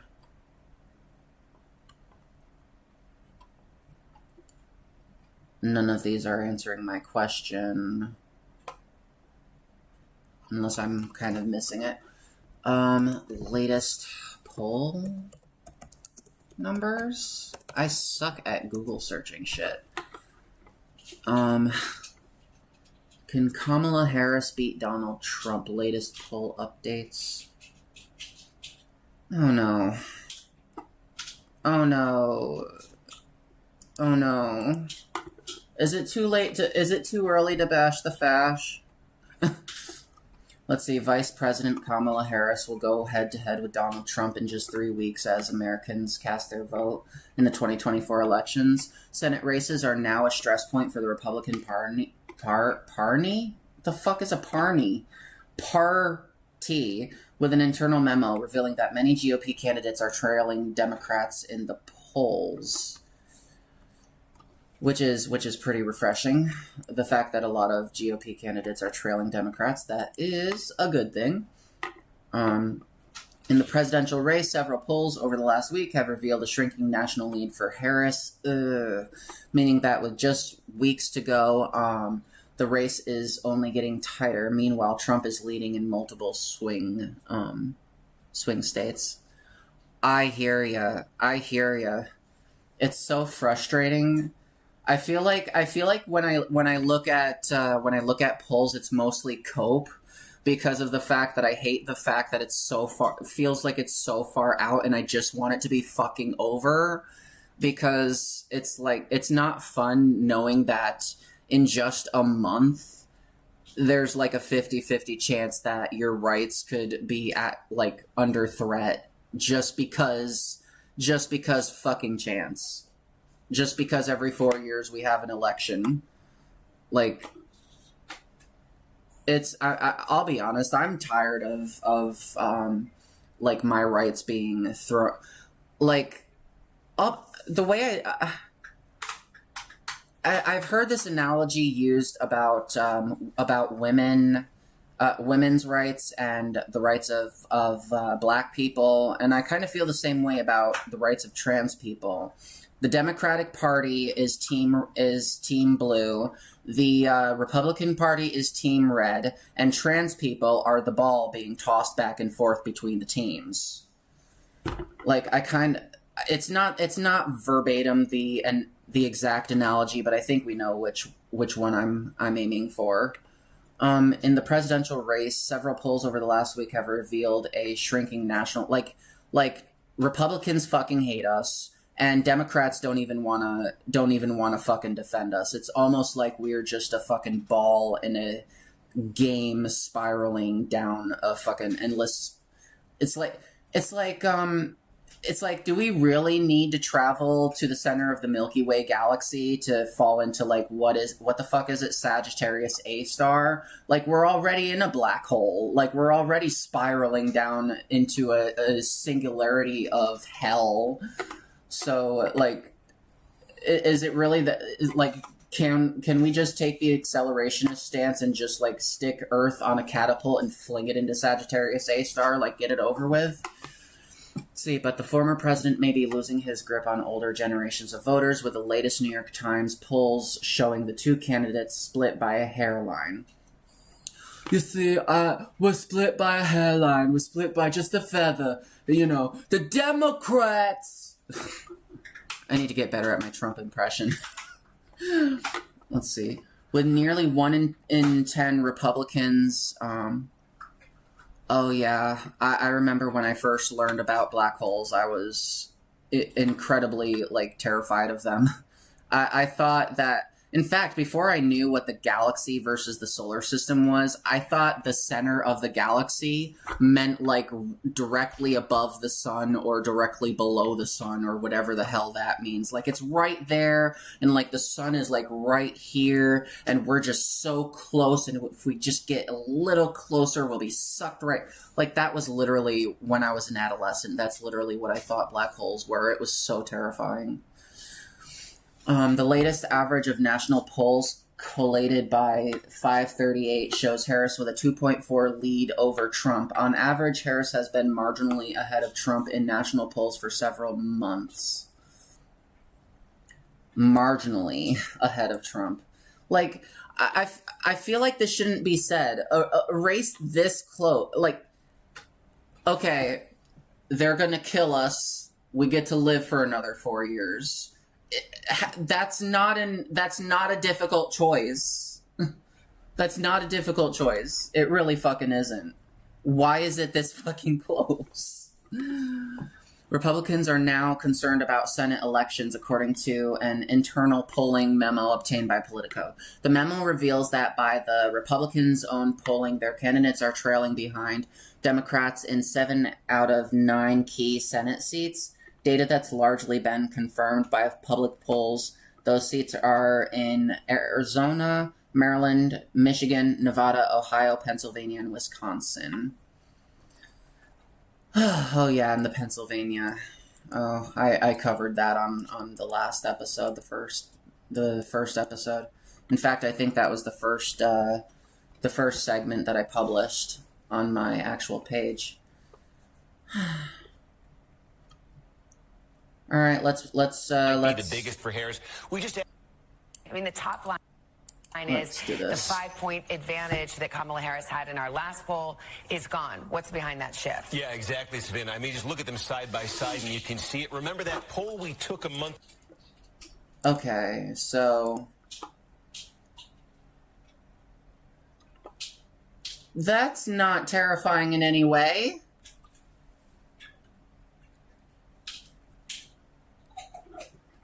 Oh yeah, that's true. In fact, I kind of take a hyperbolic stance. It is kind of hyperbolic when I say that people who support coal are actually literally genocidal, but then I forget that genocide is actually like one specific group of people. What I'm thinking of is known as omnicide. They're just really omnicidal. They want to destroy everybody on Earth.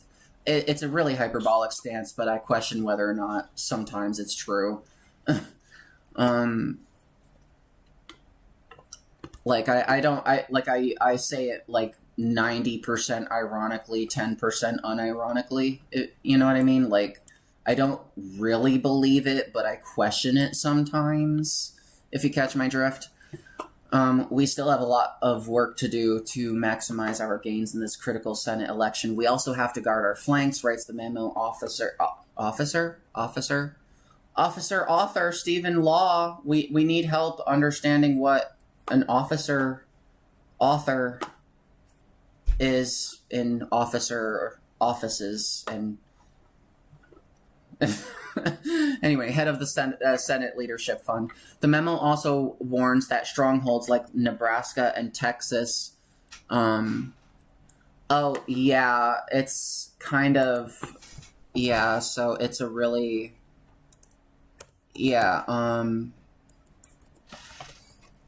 I actually haven't heard of it either until just a couple of months ago. All life or all human life, often as a result of human action, it can be caused by nuclear war. So that would be like Putin, or other global ecological catastrophes such as climate change. So this is why, while I do say it like 90% ironically, like jokingly, I do question it 10% of the time whether or not they actually are omnicidal. Like, whether or not they actually do just want to wipe out the whole planet. Let's see. In Texas, where former presidential hopeful Ted Cruz is defending his Senate seat. The memo shows Democrat Colin Allred as just 1 point behind, a much tighter race than it appears in public polls. We are putting everything we have into this fight, so there is no looking back with regret, the memo ends. National polls getting closer. Like, in a new poll from ABC and Ipsos, Harris is leading by just 2 points at 49% of the vote and Trump at 47%. So I feel like 2% is better than what this is saying, current, where it's nothing. Oh, and I forgot we were actually watching this video. I mean, the top line is the 5-point advantage that Kamala Harris had in our last poll is gone. What's behind that shift? Yeah, exactly, Savannah. I mean, just look at them side by side and you can see it. Remember that poll we took a month ago that you see here? It was just after that first Trump-Harris debate. Since then, we've had the VP debate. There have been some campaign activities, some interviews, some things that have changed in that time. I think this might be the biggest for Harris. We just asked the basic image perception people have. Is it positive or negative of these candidates? The Trump number's always been somewhere in this territory. In fact, this is a little bit high. Haha, we still win. We still win. Get out of here. Positive equal. Trump negative 51%. Haha, election called, baby. Quick, call it, quick. Quick, we cannot risk a fascist, please. Election's over, everybody. I am now the supreme matriarch. I am now overthrowing the liberal democracy, and we are now establishing the gay matriarchy, and Kamala Harris is officially the winner. We are not having an election this year. Sorry, everybody. It stops right here because she's, like, equal and less hated than Trump. For him, believe it or not, 43% positive. But look at Harris, 43 positive, 49 negative. The significance, we polled this a month ago. She was 48% positive and 45 negative. She was above water, as they say. That's completely reversed. It now looks very similar to Trump's. That's a pretty big shift when you're talking about a race this close. And then there's the weight of the fact she's the VP in an unpopular administration. I love how he's so animated. Like, he's just, like, really putting his body into it. Like, you can't hear him unless you see that he's, like, really talking. Like, what an interesting character. But, yeah, so what I find completely horrifying is the fact that, like I said a million times, is that this race is so fucking close. I do believe that, yeah, this is coming up in 3 months, or 3 weeks. I'm not holding close together very well. And then, wait, where was the happy one? Here we are. Alright.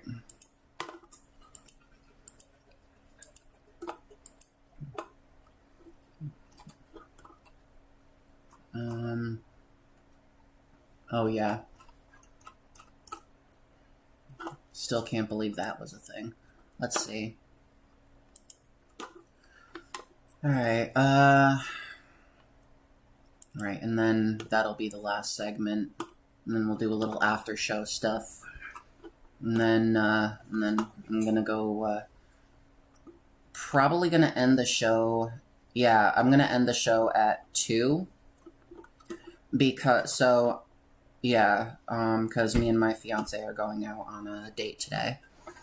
It is our day off after all, so I don't have to be to work tonight. I get to have a normal sleep night for 1 night out of the week, and then I gotta go back to sleeping during the day. I feel like a vampire. I feel like if I just drank like a pitcher of blood every night, I feel like I would be okay. I feel like if I go outside, I'm like gonna break out into hives and go into like an anaphylactic reaction, because like the sun is gonna burn my skin and I'm like allergic to sunlight now. And I feel like the only way to survive that would be to turn into a bat and try to fly away. I think I did that on the last full moon cycle. Actually, I turned into a bat and I I ate the mosquitoes, so if you ever went outside and you didn't get bit by mosquitoes, well, that's why you're welcome. Anyway, so let's get on to this one. End this segment with something hopefully encouraging. Between now and Election Day, so opinion. Forget the polls. Cultural signs point towards a Harris victory. Between now and Election Day, the, yes, sunscreen. To be fair, I don't know if sunscreen would help if I'm a complete vampire that, like, you know, I'm sleeping like this in my coffin, and the only reason that I'm able to wake up is because a specific time my coffin opens up and I'm, like, sitting up like this. And then, like, my fangs come out. It is time for me to go to work. Thank you, sweetness. I really do appreciate that. Now I see why Riverboat Jack likes you. All right, between now and Election Day, the voters will be inundated with polls attempting to forecast the election outcome. SPF 1 million. What does SPF mean? That intrigues all of us. As Alexander Hamilton once said, every vital question of state will be merged in the question, who will be the next president? Yeah, honestly, that, like, this is the burning question. Like, I feel like I look at, like, legit, I only look at these polls because as a cope. Like, I just want to know, where are we? What are we doing? What is my fate? Am I going to live? Am I going to die? Am I going to have to flee my country? Am I safe? Am I going to be turned inside out? Oh, sun protection factor. Yeah. Sun protection factor 1 million. That's what's going to be required to protect myself as a vampire from the penetrating UV radiation from the sunlight that's going to cause these massive blisters to form and cause me to melt like the Wicked Witch of the West from the Wizard of Oz. Let's see. Oh my god. Now I really am a boomer. I feel like nobody else remembers Wizard of Oz. But yeah, but relying on the polls as accurate barometers of public opinion has been questioned ever since Donald Trump emerged as a political force. You see, my biggest problem, and I've seen other lefty streamers say this kind of shit, and to a degree, I completely feel it. Like, I do not like the fact that the polls are wrong, 100%. It's a fact. I do not believe the polls. The polls are fucking wrong. But are they 2016 wrong, or are they 2022 wrong? Is it the the blue mirage, or is it the red mirage? Who's getting fucked? I hope it's the Republicans. Oh, he's just doing laundry. In 2016, the polls wildly missed the mark as the vast preponderance of them gave Hillary Clinton a strong lead. And then she lost the fucking election. Oh, yeah, I think I saw... Wasn't the first part of the show was actually in black and white? And then the second part, the remake, the first part of the show, it was actually more brown. I don't know, because if it was brown, then I never saw the original. In 2016, the polls widely missed the mark as the vast preponderance of them gave Hillary Clinton a strong lead. I guess I'm not really all that specific, but basically I'm referring to, like, the color scale. Because I know I remember seeing different scene, or the same scene, but it was black and white, and then there was another that it was brown and white, so, yeah. In 2016, the polls wildly missed the mark as the vast preponderance of them gave Hillary Clinton a strong lead. 4 years later, Joe Biden's polling advantages overstated his actual results, although I guess it could have actually been, like, I guess it could have actually just been the TV that I was watching it on. Like, it was actually black and white, but the TV was tinted to be brown and white. So I really don't know. But it was a good movie. I binge watched it when I was a little girl. After the 2020 election, there was a talk of hidden Trump vote, and in 2022, the polls missed again, pointing to a Republican red wave that failed to materialize. Sometimes continue reading. I hope it does not prompt me to do the... Okay, good. Republican red wave that failed to materialize. The sequel. There was an actual sequel? Like, there was a part 2?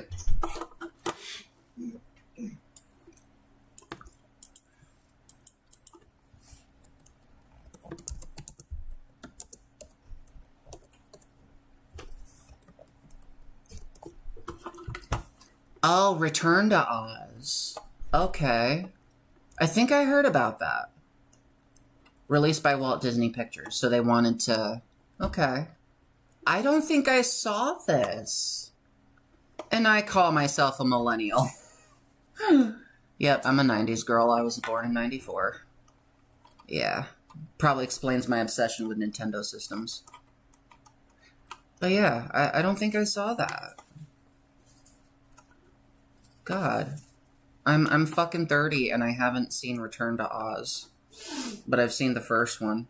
That's sad. I feel like less of a millennial now. Anyway, sometimes a better predictor of our political futures is found in pop culture. In 1940, Woody Guthrie composed a blistering rebuttal to Irving Berlin's classic tune, God Bless America, in This Land Is Your Land. Guthrie sang of the dispossessed and the need for equity, powerful reminders of Franklin D. Roosevelt's continued appeal. That year, Roosevelt won a comfortable victory. Godspeed, comrade. I wish you did more, but Godspeed. You died a hero. In 1984, Ronald Reagan coasted to a landslide victory, while the polls projected a comfortable Reagan win. The signs were already present in the zeitgeist. Two of the popular television shows that year were Family Ties and The Cosby Show. Family Ties saw Michael J. Fox play Alex P. Keaton, who, as the ardent Reaganite, castigated government and praised free markets to the annoyance of his 1960s-style Democratic parents. The Cosby Show depicted Bill Cosby as the amiable Dr. Cliff Huxtable, was married to a successful African-American woman and whose children respected their parents. The show echoed Reagan's values mantra of family, work, neighborhood, peace, and freedom, a point echoed by Cosby himself. Why are we...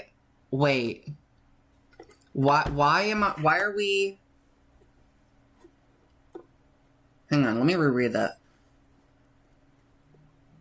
I feel, knowing who Bill Cosby is, I feel completely gross with reading that fucking sentence.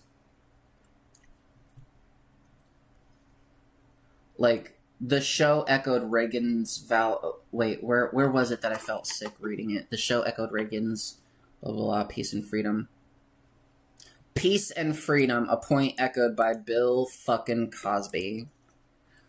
Zibbity-bow, I do not like to respect the consent. Zibbity-bow. This is an American family, and if you want to live like they do and you're willing to work, the opportunity is there. Today, the cultural signs point in Vice President Kamala Harris's direction. Over the summer, Charlie XCX tweeted, Kamala is brat? What the fuck?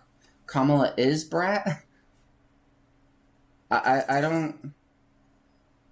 What? I'm confused. What is that? Oh, I don't want to because I fucking hate Elon Musk, but I feel like I should sign up for an X account. What the fuck? I should get my Patreon. I should finish setting up my Patreon and my Discord server first before I bring myself onto this fucking platform. I hate it. I hate this one. So who...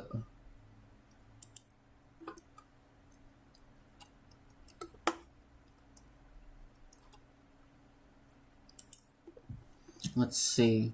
B-R-A-T and... Is it a meme? Is this a meme?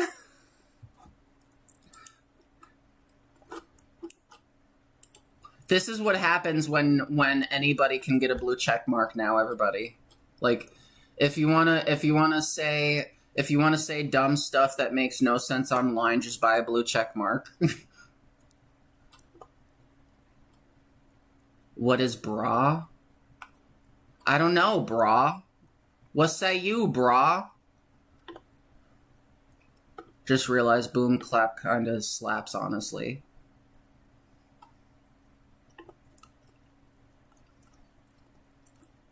Okay. Let's see. Alright, I'm getting out of there. Like, I don't know who, I don't wanna know. TOS, no thank you. That message played on the title of her album, Brat, which, okay. Which became a top seller.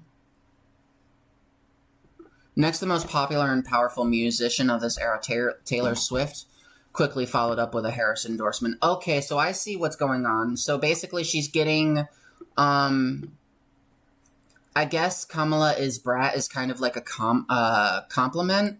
Maybe it's her community. What is Charlie exactly? Like, is she a singer? Who is Charlie XCX?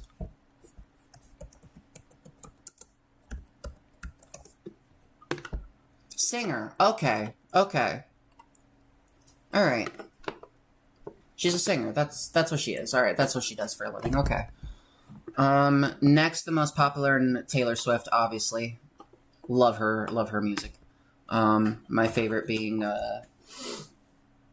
what was it, babe? Romeo, take me somewhere we can be alone. I think she's got her earbuds in. She's trying to be respectful to me. That message, let's see. Next, the most, okay, we read that one like 700 times.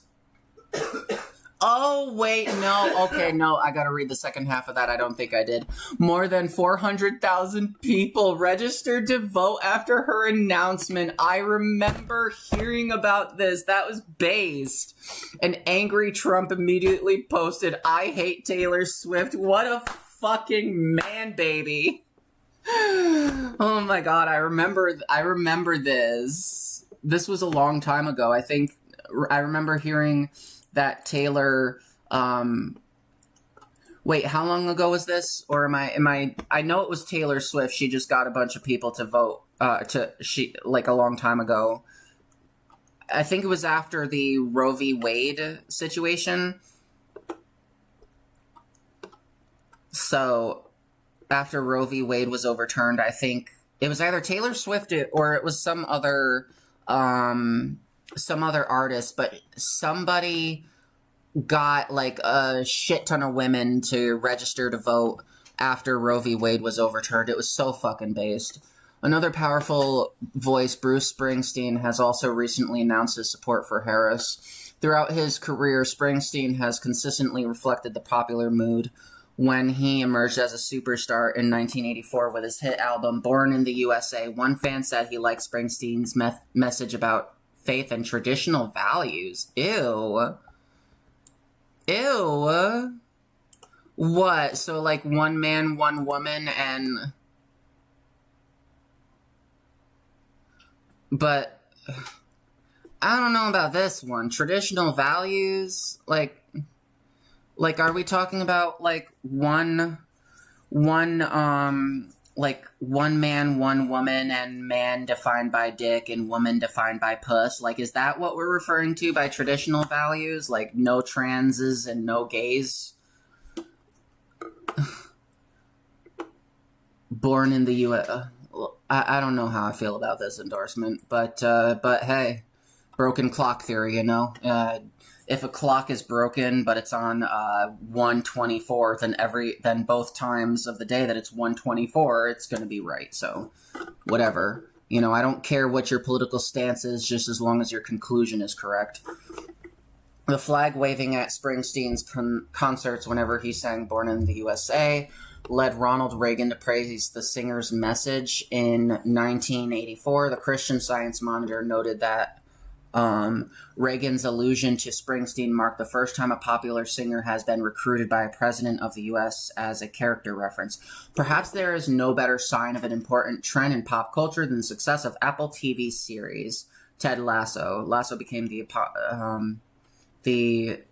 embodiment of kindness and decency qualities as opposite those associated with Trump. So it looks like basically what's going on is she's getting a bunch of endorsements from people who are like really successful, which I don't know if celebrity endorsements really fucking matter. Like, every time I hear a celebrity endorse a candidate I don't like, I just think, oh my god, stay the fuck out of politics. You don't know what the fuck you're talking about. Like, for example, when Hulk Hogan, or was it Hulk Hogan, I think it was, went to a fucking Trump rally. It's like, oh, you're a celebrity and you're voting Trump. I'm totally gonna change my vote now. I'm totally gonna vote against my interests because of a celebrity endorsement. I'm pretty sure that millionaires and billionaires that don't want their taxes cut or that don't want their taxes raised are probably not gonna endorse Harris necessarily, and the ones that do. Oh yeah, it definitely fucking was. Like, I just see. I'm all right. So I admit I'm a one-sided person. If you become a celebrity, there's a law now in place, effective immediately. You can only endorse a political candidate that I personally like. So you have to run it through me. I am the supreme dictator of who gets to what political candidate gets endorsed. And if you don't endorse Kamala, then it's like, okay, I'm getting full of myself now. I'm doing too many bits. But yeah, so that's it. For this, I guess it's positive. This was a really long segment. I don't even remember how long ago to get this shit. What am I doing? Wait. Yeah, because I was gonna try to end at 2 o'clock because me and my fiance are going out on a date. So when I come back from break, I'm going to do this one. This will be my final one. I'll try to make this one short because I do want to try to do a post show. And if I'm going at 2, that doesn't really leave me much time. So, damn it, I didn't want to do that. So I'm gonna go take a break, and then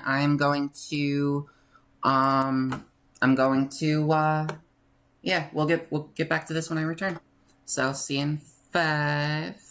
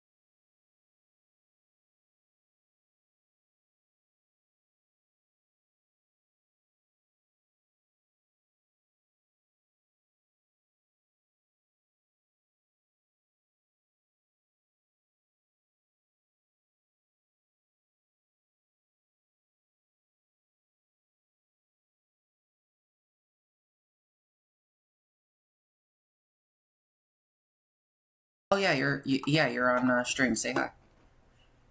Oh, this is my baby. Okay. Yep, this is my baby. Wrong hand. Wrong hand. Oh yeah. Yep. It's real. Yep. That's. Dang it! Can't get it off. But yep, it's real. So yep, this is my baby. Anyway, so welcome back. Hey yo. So welcome back. This'll be the final segment, and then we'll go into a post show for a little bit. I don't have as much time as I initially thought, because it turns out the thing we have to do is at 2:15. I do plan on Ubering us there, so it'll give us more room to more wiggle room. I'll be honest, my ADHD is going to be not the thing causing me to space out a lot. This is a very... I feel like it shouldn't be difficult, but this trigger warning does go into a very difficult subject. So yeah, I don't plan on covering topics like... In fact, this was... I figured, why the fuck not? It's about Trump and we hate Trump, so... But that's to my detriment, unfortunately. Did I disconnect? I got a notification saying reconnection successful. In order for it to be a reconnection, I had to have disconnected. What the fuck? Is there any lag on the stream, if you can tell? Feel free to let me know if you have any lag on your end. Because I just found out I just got disconnected. But anyway, yeah, so trigger warning, this is... Oh, you do have lag? Is it better now? Or is it, yeah, so trigger warning, this does get into something really bad. I mean, I know we all know about the Stormy Daniels shit. I think that's what this is about. So, yeah. Alright. Or no, wait, I don't think this is about the other, is it? I don't know, but I wouldn't be surprised if it's going to briefly mention it, so I'd rather come prepared. Why do you think I sat down? Yeah. Because you care about me and you love me. Alright. A judge ignored key evidence while refusing to transfer... Wait, did I... Okay. So yes, Donald Trump asked appeals court for second chance. A judge ignored key evidence while refusing to... Why is this at 1? There we go, now it's at 3. Hush money, case to a federal court, his lawyers have complained. Oh, yeah.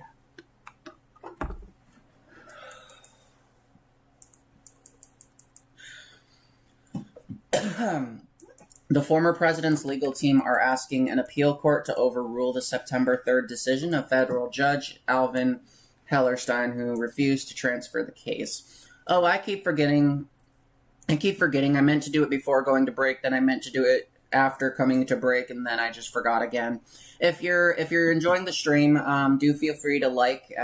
If you're not subscribed already, do feel free to subscribe. I'm trying to do this on a regular basis, and I look forward to having a good time with, in the future. We're all about socialism is based, and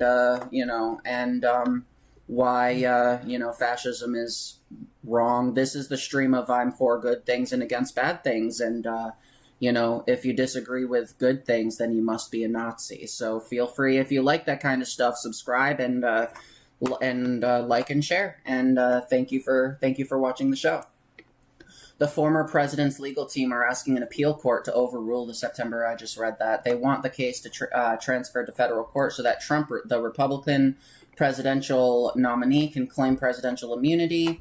This is their second time asking the appeal court to intervene after Hellerstein's ruling. Trump faced trial in New York City on 34 counts of falsifying business records for $130,000 of hush money payments. Give that to me. Give that to me. I want that fucking money. What the fuck, Trump? I get it that you're a billionaire. Oh, thank you, sweetness. As always, you're always welcome to watch the show. And I remember when I did that super chat invite last night, like, I did feel bad because I sent that invite to her in order, to let her ask her if she would be interested in the future, and then it accidentally became like I don't know if I want to call it a shameless self-promotion, but it did turn into an accidental self-promotion, like, and I know one of the other chatters said that they would have been willing to call into the show, and to be fair, I'm open to that. I'm actually currently in the process of setting up my Discord server. I don't know how I'm going to integrate it with OBS. I'm probably just going to go to Streamlabs and see if I can do anything with that. And I'd be very much willing to host call-ins. Assuming it doesn't become another shit show like what Vosh had to deal with. Like, I don't want fucking Nazis calling into my streams.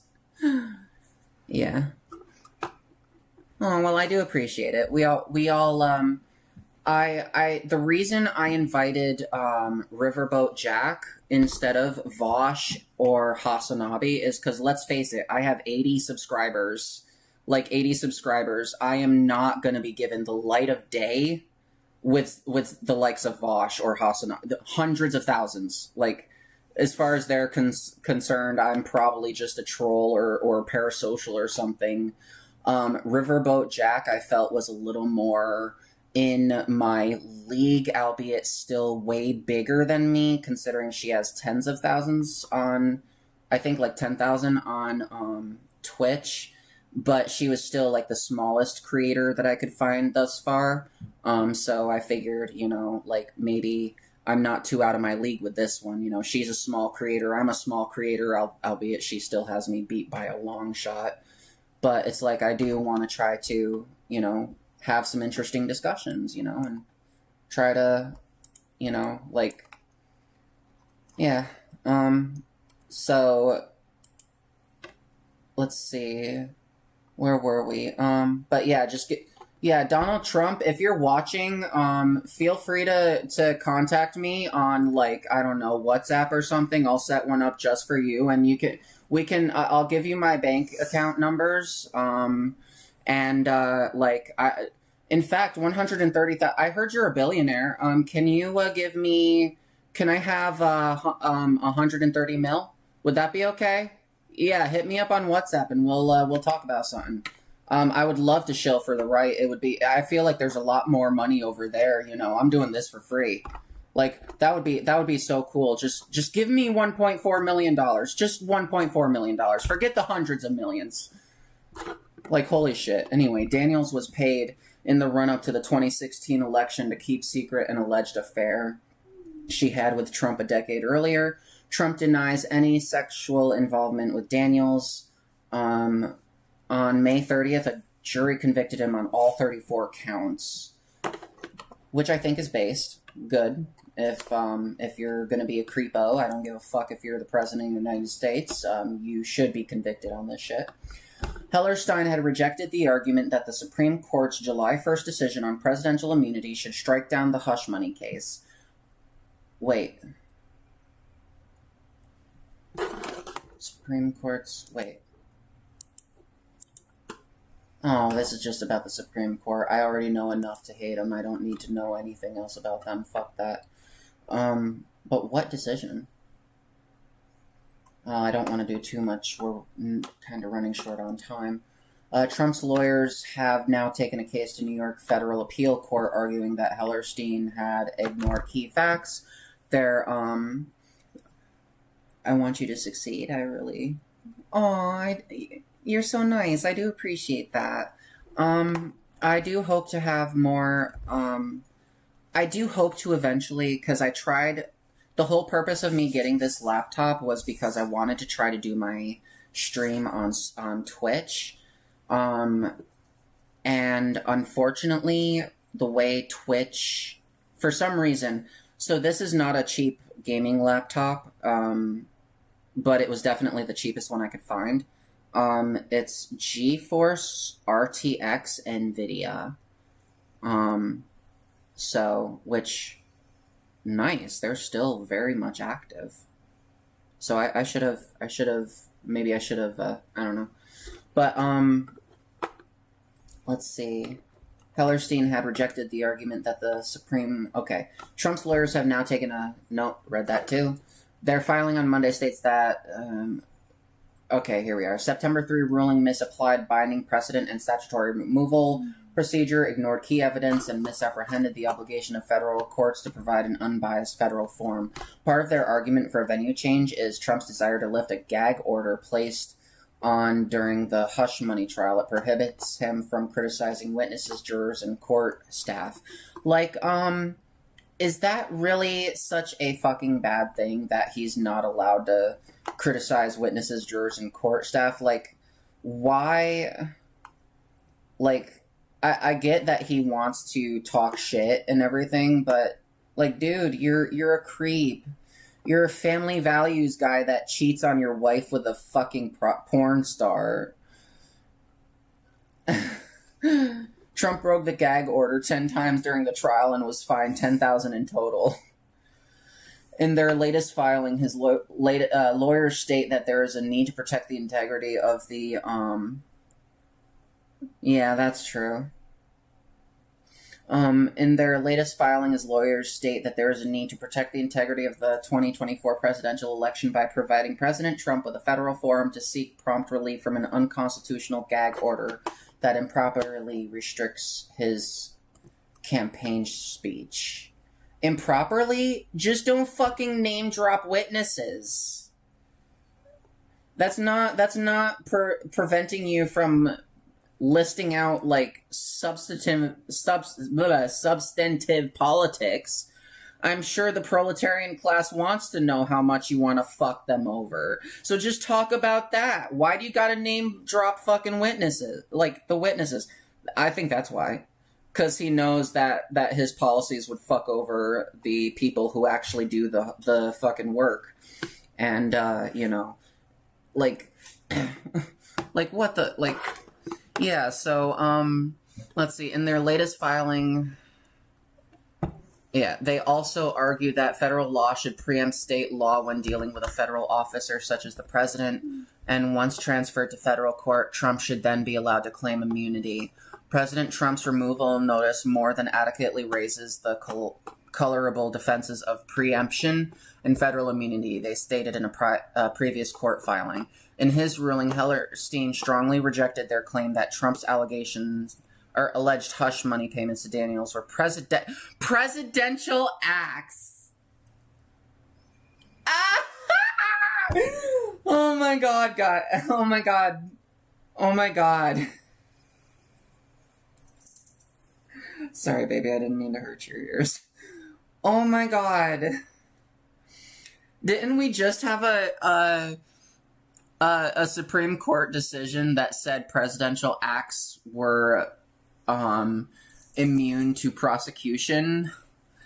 So what we're saying is, in order to prevent the public from finding out that Family Values man DJT, you know, fucking like slept with a porn star, cheated on his wife, and that's a presidential act? We live in a banana republic. What the fuck is this? This isn't a country! This is a comedy sketch! This is a fucking sitcom! Who's watching us? Like, who's watching this? Why this show? This show makes no sense. Oh my God, this isn't real life. We must live in a simulation. this gotta... I think I've been converted, guys. So I used to think that it was bullshit that you know, real life is actually a simulation. Oh, what, you think that I can scratch my arm and I can taste bleach, you know, which I'm craving right now, and I can fucking, like, I don't know, smell someone, like, I can tell when someone farted because I'm gagging from the strength of the stench, and it's like, so this is. You expect me to believe we're in a simulation? I can actually experience all these in the real world. No, this shit's got me sold. We're in a fucking simulation because none of this makes sense. I'm gonna pay a porn star to not expose my fucking, my adultery, that it would be called if it were a woman, and I'm gonna call that a presidential act. Like, oh my god. Nothing in the Supreme Court's opinions affects my previous conclusion that the hush money payments were private, unofficial acts outside the... I can't with this. She's a fucking porn star. It's a hush money payment. That has nothing to do with...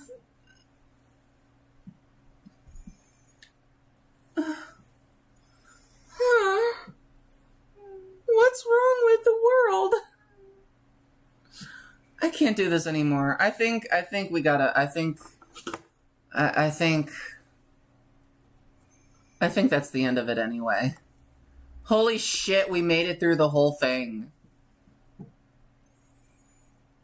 We made it. We made it through the whole article, guys and gals and non-binary pals. We actually made it in between, or to the end. Whatever. I can never talk. But anyway, we actually fucking... I cannot believe I just read this. Like, this is horrifying. If he can claim paying hush money to a porn star is a presidential act, what else is he gonna try? Because this is some clown shit right here. This is some clown shit. But what if it's not clown shit in the future if he gets elected? Like, what if it's something like paying hush money to throw, like, the undocumented immigrants to, I don't know, the wolves? Like, oh, we just sent the Haitian migrants who are eating cats. We just fed them to the wolves. Don't tell anybody. Don't let it get out. Like, what happens if it's not funny? Like, if it's not clown shit and it's something awful like that? Like, that's horrifying. This is what he can get away with. What else can he get away with? It's hilarious. It's clown shit. It's fucking... It makes me wanna question whether or not reality is fucking reality. But it's not always gonna be clown shit. If he can get away with clown shit, what else can he fucking... It's happening, guys. It's happening. They say I know nothing about Project 2025. The Democrats made it up because they're CIA operatives who eat and kill babies. Like, no, it's already happening. It's right here. It's right here. No. Oh my god, we need to get out of this. Okay, I guess I'll go into the post-show, so, I'll pause the show for a couple minutes, and I don't know if I want to play Codename Cure or whatever, but I don't know.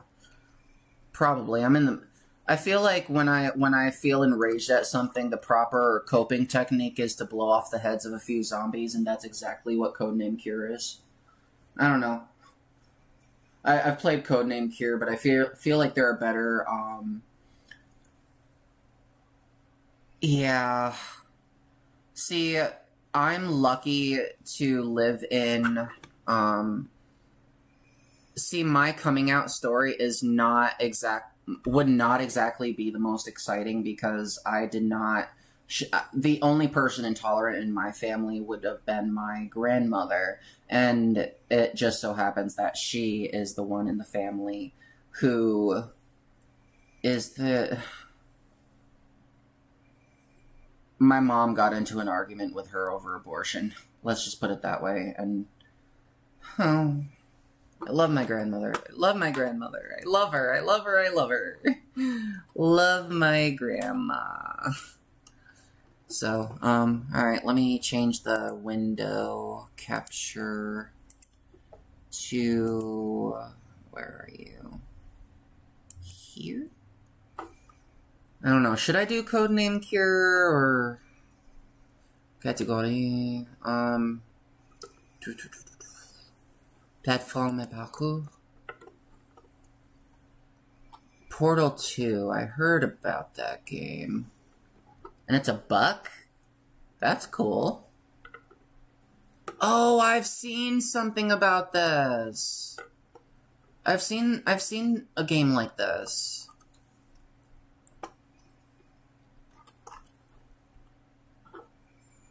Oh, and also in case you're wondering, my oh my god, I'm so sorry.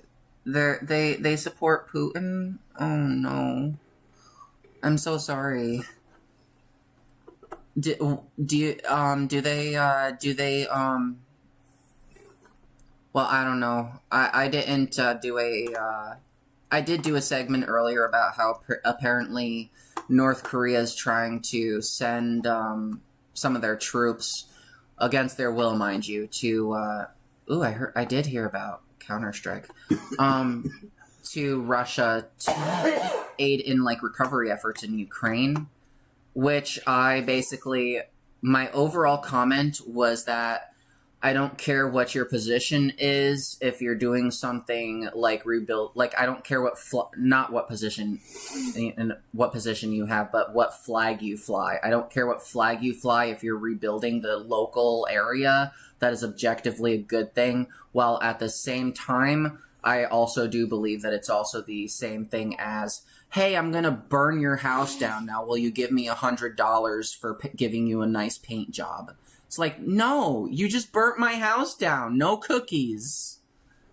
Like, no, you did this, you have to rebuild the fucking city, no cookies for you, Putin.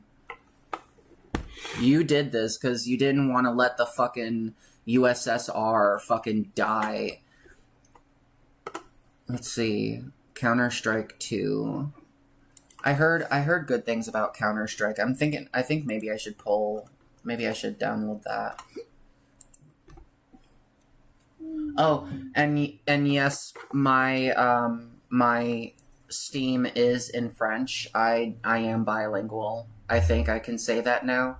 I mean, I can read French to a certain degree.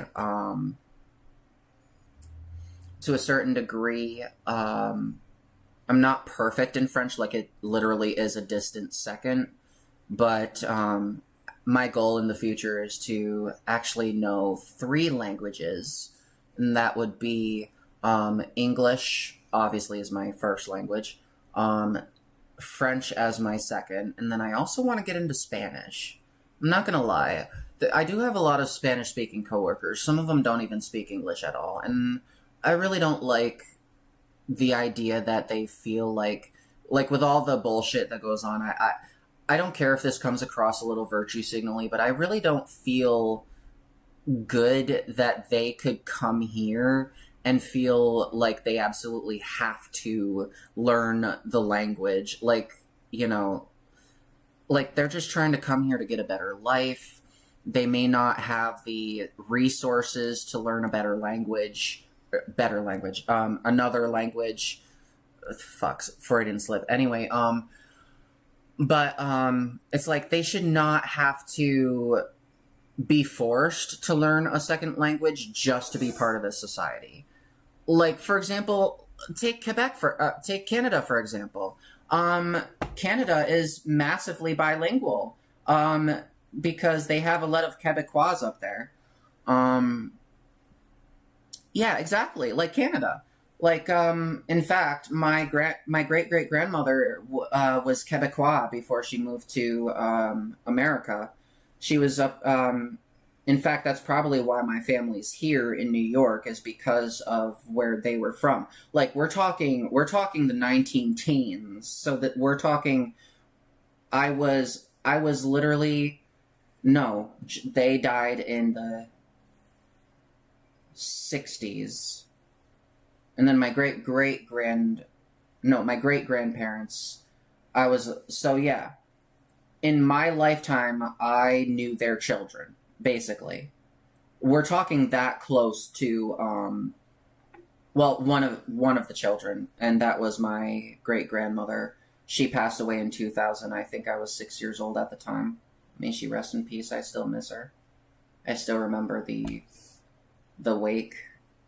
I was too young to really comprehend what was happening. But they said to 6-year-old me, she's sleeping with a smile on her face. You're never going to see her again. She's worm food now. Like, it didn't really comprehend. I didn't really comprehend what the fuck was happening because I was 6, but now I know, and it's, like, really depressing. And yes, I say worm food. I am an atheist. I do not believe in woo-woo bullshit, but, yeah, that's true. Universal translator tech. That would be a good idea. But yeah, like I think we should encourage and normalize multilingual like if I were to learn every language associated with my heritage and like my family heritage, I would know, let's see, French Canadian, so we got French. Dutch, so what language do the Dutch folks speak? Yeah, I'm literally a mutt. I'm also part Polish, though, so, yeah, me being trans and me being part Polish, you can imagine why, like, I have a vested interest in, like, no, Nazis be gone. Let's see. What language did they speak in, that's what the language is called, Dutch? I would also learn English. Oh, wait, I'm speaking that right now. And, I mean, my family history does kind of have some of the Abenaki tribe in it, but it's like really, really distant. I would hardly consider myself indigenous. Like I don't really think it's enough, to claim. Oh yes, fucking Poland for the win, based ass Poland. But yeah, like, yeah, so that's basically it. Dutch, French, and whatever language the Abenaki spoke. But like I said, that's distant heritage. Like, I don't even know if I have the blood in me anymore. Because my sister took a DNA test and they found no evidence of the Abenaki tribe in her. So it could have just been really, really distant, but that's what I'm told in my family, is that yeah. Oh yeah. Yeah, I did hear a lot about that. I wanted to say something about how I knew there was something regarding Poland being bad in today's political environment, but I couldn't quite put my finger on it, but you just reminded me it's on LGBTQ issues. I do remember that. Let's see. So I'm gonna go ahead and install. But yeah, so that's kind of why all my shit's in French. I'm kind of almost bilingual. Getting there. So close. I'm so close. Like, I can understand just the right amount of French. Like, for example, joue à Counter-Strike 2. That's basically play Counter-Strike 2. That's kind of self-explanatory. Let's see. Les personnes avec les statuts primes jouant avec. So I'm not like perfect in French. I do have a lot. Like I equate myself to having like a 30% literacy. So I'm bilingual in the sense that I can have very short and very specific, like broken French conversations with people, but it's not. I have a lot of work to do. The Walking Dead. Is that another zombie shooter game kind of similar to... It is? Mm-hmm. Yeah. Yeah, I've, let's see. Oh, actually, one day me and my fiance might actually duke it out in Call of Duty. I was just talking to her the other day. Like, hey babe, you know one thing that's gonna happen? You're gonna get on my nerves one day, and I'm gonna challenge you to a match in Call of Duty. And then like we get in there, and then she just like I go looking for her, and then all of a sudden I get shot in the head and I'm dead. She's been playing that shit a lot longer than I have, so I don't think I stand a chance. She's shaking her head like, you smug bitch. You're lucky I love you. Let's see. So yeah, The Walking Dead Season 2, The Walking Dead, the final season, Walking Dead, Saints and Sinners, Telltale. See, I never played any of The Walking Dead because, like I said, I've been living under a rock in the video. Oh, yeah. We actually got that. It's like I'm afraid of. I'm like embarrassed of the source. It was total rainbow capitalism. Like I bought it when I clocked out of work. We were selling Pride display. But that was only because I don't think I went to the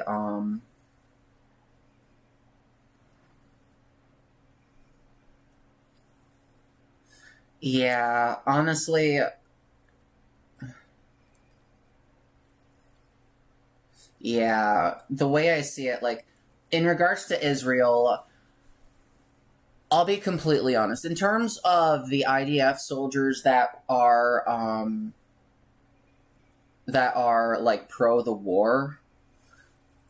Oh no, I'm not embarrassed of the flag. Oh no, I fly that shit with pride. In fact, if any Nazis came in here and tried to shit on it, I'd be like, oh, okay, and what do you got going for you? I'm sure you haven't had pussy in fucking 12 years. Fuck out of my chat. Ban. Like, no, I fly that shit with pride. I would wear that as a freaking bandana. I'm just embarrassed of where I got it from. That's what I'm embarrassed of. Like, good old rainbow capitalism, baby. But yeah, no, I will definitely fly that flag till the day I die. No Republican administration is going to stop me from doing that. I don't care if they ban it. Freedom of speech, bitch. But yeah, but the source on the other hand, in terms of the source on the other hand, yeah, I wish I only bought it from Walmart because of the fact that I just happened to be clocking out. But yeah, I'm actually, in terms of pride flags, hang on a second. Speaking of flying shit with pride, wait, I'll be right back. Ah, fuck, there goes.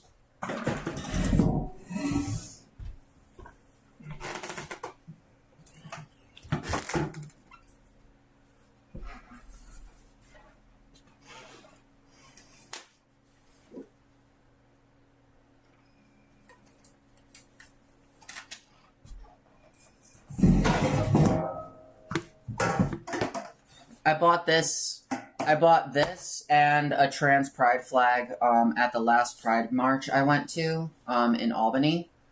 But that was a couple years ago, and the trans pride flag I used as a curtain just because I loved it that fucking much. I wanted it to be the thing that blocked out the sunlight and visible at all times. But because of how I was hooking it up, I didn't hook it up right, so it kind of fell apart, so I need to buy another one. But this is not the transphobic racist lipstick flag. This is the sunset one. I bought that. Well, yeah, but I bought one too. We both bought one, remember? You bought one, I bought one. Yeah, and I think I got the trans pride flag off of Wish when that was a thing. But yeah, so this one actually represents all lesbians, not just the cis ones. That's why I wanted this one. And fun fact, before I even knew there was a difference, the very first pride flag, the very first lesbian flag I bought was the lipstick lesbian flag. Like, it didn't have the lipstick on it.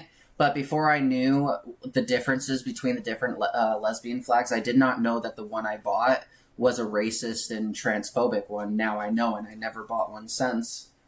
But this one I will fly every day. This one's me.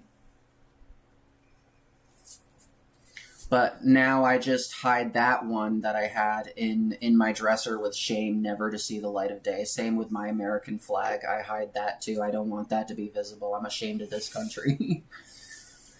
Oh, I meant to get into games, but I don't know. Yeah. I love my flags. I love my flags. I feel like all right. I'm gonna do the best Trump impression ever. Ready? We're gonna do this. We're gonna do this. 3, 2, 1. Lesbian Trump. Yep. All right. I need to. That needs to be a GIF. If I ever get to a point where I set up super chats, that's gonna play. That's gonna be the GIF that pops up when someone donates. Me just hugging the lesbian flag.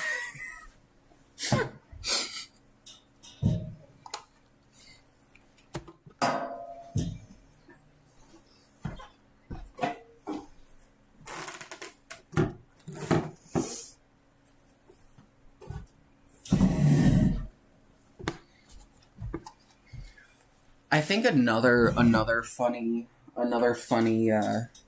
meme to put up for like a super chat would be like I don't know, fuck, I can't reach that. Babe, can you grab my bag, please? It fell on the floor. I can't reach that without taking my headphones off again. I didn't realize it was over there. But yeah, I think another one would be like you know, oh, thanks. A cat kind of doing, that cat gif where it's that floofy gray baby kitty, and it was going like this, almost like it was doing like the banana, like the peanut butter jelly time banana thing, but it was a cat, and it was a very famous gif that like went like mega viral online. I think it should be that and a picture of JD Vance with big bulging eyes, and a sweat drop on the back of his head, and just this big terrified frown on his face. Oh, a cat! Like that would be perfect. Yes, that is based. In fact, that's what I did. In fact, in the name of like body positivity and trying to like promote a better view of like. Trying to, I don't know. I feel like I'm way ahead of my time. Like, if I did this in, like, the 60s, and by 60s I mean 2060s, not 60 years ago, it wouldn't be as controversial, but basically, I feel like it would be controversial at the moment just because people are so fucking, whiny when it comes to trans bodies, but I actually went in a 2-piece bathing suit with the trans pride flag wrapped around my back. And I was holding one of the lesbian flags and my fiance. I gotta stop saying partner. I hate that term. We're fiancés now. We're engaged. She's wearing a big shiny rock. Big shiny rock. But yeah, like, personally, like, when it comes to using when it comes to like a 2-piece bathing suit, like it's never inappropriate if it's a cis girl, but if it's a trans girl, there's definitely a problem there. And what I mean by this, and it's one of the reasons I don't use fucking TikTok, I have on my channel right now a video of me modeling in a bikini to a song that I actually was really... to gain 200 pounds? Huh? I'm trying to gain 200 pounds? Oh, yeah. Why? Well, she wants to be pretty. So, I'm all for that. But yeah, yeah, I want, what was I saying? Right, I posted that video on TikTok, and get this, it got removed because of some kind of, like, something related to, like, children, protecting minors. You know, a trans woman, you know, like, modeling a bikini to show that maybe it's not the end of the world. Yeah, I know, I see it. I'm about to hop off soon. That maybe it's not the end of the world, to be, you know, like, trans and in feminine swimwear. I mean, it's fucking summer, and maybe you don't have to, like, make a big deal out of it, but it's like, no. So it's like, and the most frustrating thing is I saw cis girls doing the same fucking thing, and they were allowed to stay up. So I know it's just a transphobic thing. It's not to protect children. They want children to grow up to see a flat, not a bump. That's what they want. Like, it's like, that is so weird. Why do you gotta make it creepy? Like, why do you gotta make it weird? It's just a fucking bathing suit. It's just a goddamn bathing suit. I'm at the fucking pool.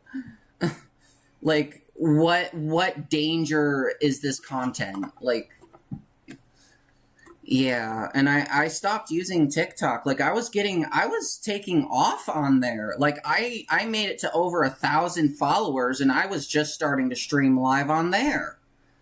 But I just had to quit because they were just taking down everything. It was just, yeah, like, TikTok is, how is that used? Like, why are people, like, I don't get it, but, yeah. Oh, I'm always putting off, this is how little I feel. Let's see. Counter-Strike 2, did I install it? Let's see. Jouer au jeu. No. Here we go. C'est produit. Okay. Yeah, so I'm probably like, god damn it, get back there. Yeah, so like I said, I'm probably like 30% literate when it comes to French. But it's okay, I'm only about 60% literate in English too, so like, I can't even form a fucking full sentence half the time, so. Neither English? That's impossible. Okay, the kid with barely any hair from The Simpsons. I don't even know if it's downloading anything. Like, maybe the download bar is actually cut off from, like, I really need to figure out how to adjust this thing, because half the screen is cut off by the TV. This is a Sanyo from, like, 10 years ago. I think it's time to upgrade my shit. Oh, here we go. It's, there it is at the bottom. Téléchargement 3 out of 3. So yeah, I think it should be done. Contact déjà. Yeah, so, yeah, right down there it said téléchargement, which is downloads in French. Which one? Counter-Strike 2? Suivez cet article pour voir les annonces, le contenu dans votre flux d'activité de la communauté Steam. Jesus Christ, you're trying to burn my house down, woman? I'm gonna blow this back in your face.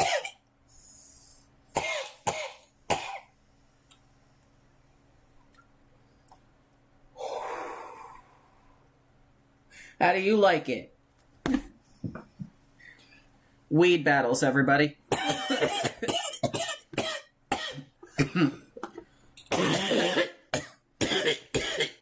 Oh, are you, French or Quebecois?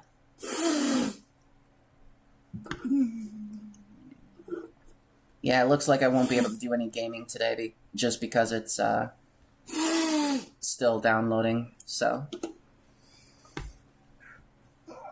But yeah, yeah, because I'm part French and also part Quebecois, thanks to my great-great-grandmother. Although I don't know if I would be considered Quebecois.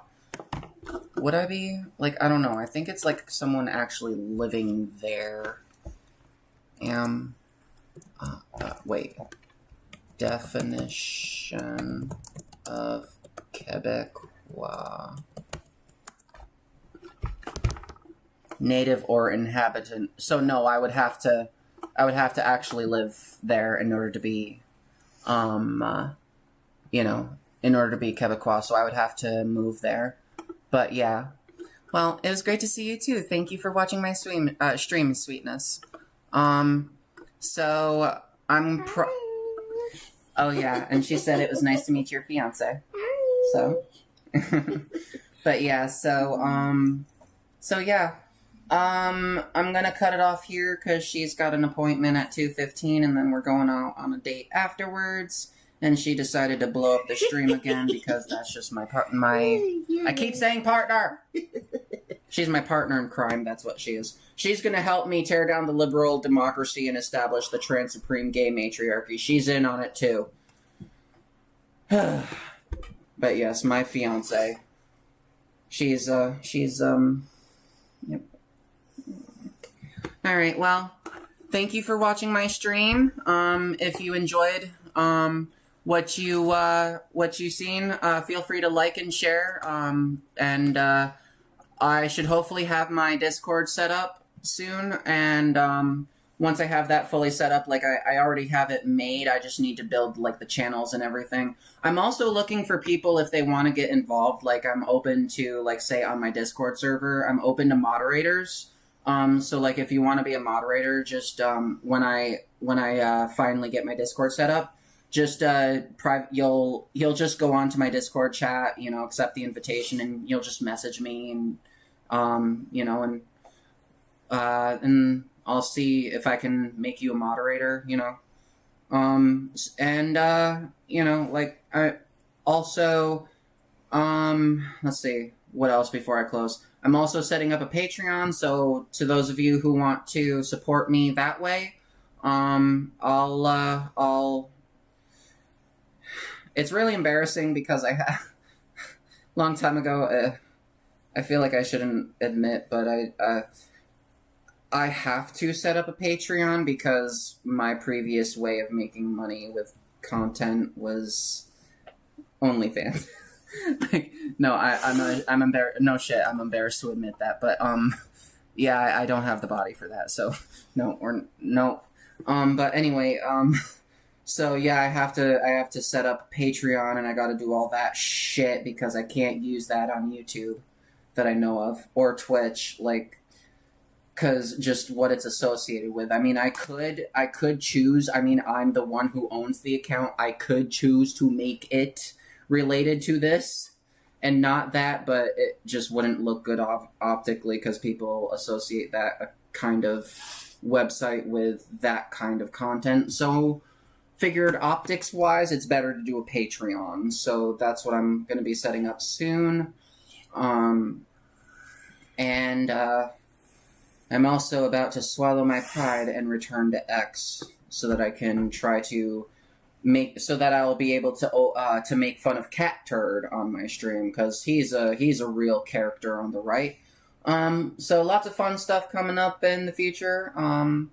Hope to see you in the next stream.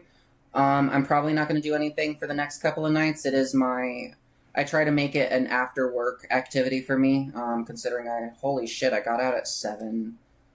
And I've been streaming since 8 with an hour interruption because I forgot that I had an appointment with my therapist. So, let's see, 7 to 9, or 7 to 10, no, 8 to 10, that's 2 hours. And then 11 to 2, 12, 1, 2, 3. Shit, I've been doing this for 9, 10. For 5 hours. Jesus. It's two-parter, obviously. Like, the first one was about, the first one, like I said, I had to cut it short. But anyway, I digress. I gotta go. Thank you for watching my stream. One of the perks of the Patreon, should you choose to support my show, I'm going to be, once I hit 10 followers, I'm going to do private shows every Saturday, in addition to the 4 shows on Thursday, because my work week is Thursday, Friday, Saturday, Sunday, and Monday. So in addition to those 5 days. Next day, because it's after work and I'm the... Overnights is so confusing. Don't do it, guys. And so, good night. Thank you for watching my show. I'll shut up because I'll never stop talking if I do.